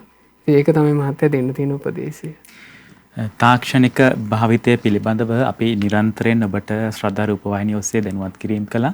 ඔබට ස්වාමින් වහන්සේ සඳහන් කළාසේම ශ්‍රද්ධා මාධ්‍ය ජාලයට සම්බන්ධ ශ්‍රද්ධා YouTube නාලිකාව සහ Facebook පිටුව ඔස්සේ මේ තාක්ෂණික මෙවලම් භාවිතය පිළිබඳව දරුවන්ට ආරක්ෂණයකින් යුක්තව මේ මෙවලම් භාවිත කරන්නේ කොහොමද කියන කාරණා පිළිබඳව දිගින් දිගටම සිදු කළ දැනුවත් වීම පිළිබඳව දැනුවත් වන්නට පුළුවන් කමක් තිබෙනවා. අපි ආරාධනා කරනවා ඔබට YouTube නාලිකාවටත් ඒ වගේම Facebook පිටුවටත් පිවිස ඒ පිළිබඳව දැනුවත් වන්නට කියලා අද දවසේදී ධම්සභා මණ්ඩපය වෙනුවෙන් වෙන්නු කාලේ මේ ආකාරයට අවසන් වෙනවා. මේ මොහොතේදී සූදානම් වන්නේ අද දායකත්වයේ එක්කල පින්වතුන් උදෙසා පුණ්‍යානුමෝදනාවන් සිදු කරන්නට පින්වත් ස්වාමීන් වහන්සේට අරුම් කරනවා. නමස්කාර කොට පින්වත් ස්වාමීන් වහන්සේ අවසරයි. දැන් අද ධම්සභා මණ්ඩපයේදී අපි බොහෝ ධර්ම කාරණා කතා කළා. විශේෂයෙන් ජීවිත කාලයටම පුරුදු කරගන්න උතුම් ගුණධර්ම 3ක් අපි ඔබට සිහිපත් කළා. ඉවසීමත්, මෙත්සිතත්, උපේක්ෂාවත්. ඒ අවවාදය හොඳට හිතේ දරාගෙන පින්වතුන්ලා ඒ සඳහා උත්සාහවත් වෙන්න. ඒ ගුණධර්ම වලට ආස කරන්න. ඉතින් අද දවසේ ධම්සභා මණ්ඩපයේදී අපි නොඑක ආකාරයෙන් රැස් කළා වූ සියලුම පින් අපි අනුමෝදන් කරමු. පළමු කොට සියලු දෙවිවරුන්ට සක් දෙවිඳුන් සතරවරන් දෙවිවරුන් ප්‍රධාන සියලු දෙවියෝ සතුටින් පින් අනුමෝදන් වෙත්වා. අපගේ ඉෂ්ඨකාමී හිතකාමී සියලු දෙවිවරුත් පින් අනුමෝදන් වෙත්වා. මේ ලංකා භූමිය සුරකින්න ශ්‍රීමත් සුමන සමන් දෙව්නිරිඳුන් ප්‍රධාන සියලු දෙවියෝ සතුටින් පින් අනුමෝදන්ව දෙවියෝ දිව්‍ය සැපින් දිව්‍ය ආශ්චර්යයෙන් වැඩිත්වා. ඒ හැම දෙවියන්ගේ නිරන්තර රැකවරණය අප සියලු දෙනාට දෙවියෝ සලසත්වා. දෙවියෝද සසර දුකින් අත මිදේවා. සාදු සාදු සාදු. රැස් කළා වූ සියලුම පුණ්‍ය ධර්මයන් අපගේ ගුරු දේවෝත්තම කල්යාණ මිත්‍ර පරම පූජනීය පින්වත් ලොකු ස්වාමීන් වහන්සේට සියලුම පින් අනුමෝදන්ව ගුරු දේවයන් වහන්සේ නිදුක් වෙත්වා, නිරෝග වෙත්වා, දීර්ඝායුෂ ලබත්වා. මේ ගෞතම බුදු සසුන තුලම උතුම් වූ චතුරාර්ය සත්‍ය ධර්මය පරිපූර්ණ වශයෙන්ම අවබෝධ කරන්ට වාසනාව ලැබෙත්වා. සාදු සාදු සාදු. රැස් කළ සියලු පුණ්‍ය ධර්මයන්ගේ අනන්ත පුණ්‍ය ආශිර්වාදය, රත්නත්‍රයේ ආශිර්වාදය, සියලු දෙවියන්ගේ ආශිර්වාදය ලංකාවාසී ලෝකවාසී සිල් ගුණදන් සපුරන පූජනීය මහා සංඝරුවනට සැලසෙත්වා. අනගාരികා මෑණියන් වහන්සේලාටත් පැවිදි අපේක්ෂාවෙන් සිටින සියලු දෙනාටත් මේ සියලු පින්වල ආශිර්වාදයෙන් නිදුක් නිරෝග සුව සැලසේවා, දීර්ඝායුෂ සැලසේවා. ගෞතම සාසනය තුලම චතුරාර්ය සත්‍ය ධර්මය අවබෝධ කරන්ට ලැබේවා. සාදු සාදු සාදු. අද දවසේ ධම්සභා මණ්ඩපයේට විකාශන දායකත්වයන් දරමින් ධර්ම දානමය පින්කම සිදු කරන අංක 26/3 තඩවල පාර පන්නිපිටිය ලිපිනේ පදිංචි පින්වත් මලිති එදිරිසිංහ දියණියගේ නමින් යන්තාක් මේ යන්ට යෙදුණු ඥාතීන් හිත මිත්‍රාදීන් වෙද්ද සියලු ඥාතීන්ට පින් අනුමෝදන්ව ඥාතීන්ගේ පරලෝ ජීවිතේ සැපයෙන් සැපයටම පත්වෙත්වා කියන ප්‍රාර්ථනාවෙන් පින් අනුමෝදන් කරන්න. සුජීවත්ව සිටින සිරිපාල එදිරිසිංහ පියාණන්ට, චන්ද්‍රා එදිරිසිංහ මෑණියන්ට, දීප්ති මල් ශ්‍රී යන සොයුරන්ට, අර්ශනී සහ තිලිනී යන සොයුරියන්ට මේ සියලුම පින් අනුමෝදන් වෙලා ඒ පුණ්‍ය ධර්මයන්ගෙන් ප්‍රාර්ථනා කරනවා, පින් රැස් කරගෙන ප්‍රාර්ථනා කරනවා මේ පිනේ ආශිර්වාදයෙන් නිදුක් නිරෝග සුවයම සැලසේවා, දීර්ඝායුෂ සැලසේවා. ඒ වගේම ජීවිතේට නිරන්තරයෙන්ම සත්පුරුෂ කල්යාණ මිත්‍රයෝ ඇසුරු කරන්ට ලැබේවා කියන ප්‍රාර්ථනාව එකතු කරනවා. ඒ වගේම මෙවර සාමාන්‍ය පෙළ විභාගයට පෙනී සිටීමට නියමිත පින්වත් දිනිදි දියණියට රත්නත්‍රයේ ආශිර්වාදයෙන්, සියලු දෙවියන්ගේ ආශිර්වාදයෙන්, රැස් වූ සියලු පුණ්‍ය ධර්මයන්ගේ ආශිර්වාදයෙන් මේ අධ්‍යාපන කටයුතු කිසිම කරදරයකින් බාධාවකින් තොරව සර්ව ප්‍රකාරයෙන් සාර්ථක කරගන්නට ලැබෙත්වා කියලා අපි සෙත් ප්‍රාර්ථනා කරනවා. අද ධර්ම දානයේ සිදු කළ පන්නිපිටියේ පින්වත් මලිති එදිරිසිංහ දියණිය ඇතුළු පවුලේ සියලු දෙනාට, විශේෂයෙන් කල්යාණ මිත්‍ර ප්‍රභාත් සිරිවර්ධන සොහොයුරා සහ නෑදෑ හිත මිතුරන් සියලු දෙනාට මේ සියලු පින් අනුමෝදන් වෙත්වා. ඒ පින්වතුන්ලා කරන කියන රැකී රක්ෂා ආදිය, දූදරු මුණුපුරු මිනිපිරියන්ගේ අධ්‍යාපන කටයුතු ආදිය ਸਰව ප්‍රකාරයෙන් සාර්ථක වේවා. මේ ධර්ම දානමේ පිණි අනුහසින් සංසාර ගමනේ සත්පුරුෂ කල්යාණ මිත්‍රයෝ මැසුරු කරන්ට ලැබේවා. ගෞතම ශාසනය තුල චතුරාර්ය සත්‍ය ධර්මය අවබෝධ කරන්ට වාසනාව ලැබෙත්වා. අද දවසේ ධම්සභා මණ්ඩපයට සහ සම්බන්ධ වෙච්චි සුපින්නත් ඔබ සෑම සියලු දෙනාටත් ශ්‍රද්ධා මාසික ධර්ම දාන සමාජික පින්වතුන්ලා සියලු දෙනාටත් අද දවසේ ධම්සභා මණ්ඩපයේ මෙහෙවීම් කටයුතු කරපු අපේ පින්වත් නිවේදක මහත්මයාට ඒ වගේම සජීව විකාශයක් විදිහට ධම්සභා මණ්ඩපයේ ඔබ වෙත අරගෙන එද්දී විශාල කැපකිරීමක් සිද්ධ කරන ශ්‍රද්ධා රූපවාහිනී කාර්ය මණ්ඩලයේ සියලු දෙනාටත් මේ සියලු පින් එකලෙස අනුමෝදන්ව සියලු දෙනාට සියලු යහපත අභිවෘද්ධියම සැලසේවා. ගෞතම ශාසනය තුල චතුරාර්ය සත්‍ය ධර්මය අවබෝධ කරගන්නට හැම දිනාට වාසනාව ලැබේවා. හැම දිනාටම තෙරුවන් සරණයි. නමෝ බුද්ධාය. අද දවසේදී මේ ආකාරයට ධම්සභා මණ්ඩපයේ නිමාවට පත්වනවා. පින්වත් ස්වාමීන් වහන්සේ උදෙසාත් අපි පුණ්‍යානුමෝදනා එකතු කරමු. පින්වත් ස්වාමීන් වහන්සේට අද දවසේදී අප විසින් සිදු කළ සියලුම පුණ්‍ය ධර්මියෝ පුණ්‍යානුමෝදනා වේවා. පින්වත් ස්වාමීන් වහන්සේ නිදුක් වේවා, නිරෝගී වේවා, සුවපත් වේවා. මේ ගෞතම බුද්ධ ශාසනය තුලදීම උතුම් වූ චතුරාර්ය සත්‍ය ධර්මයන් අවබෝධය පිණිසම මේ සියලුම පුණ්‍ය ධර්මියෝ හේතු උපකාර වේවා. සාදු සාදු සාදු.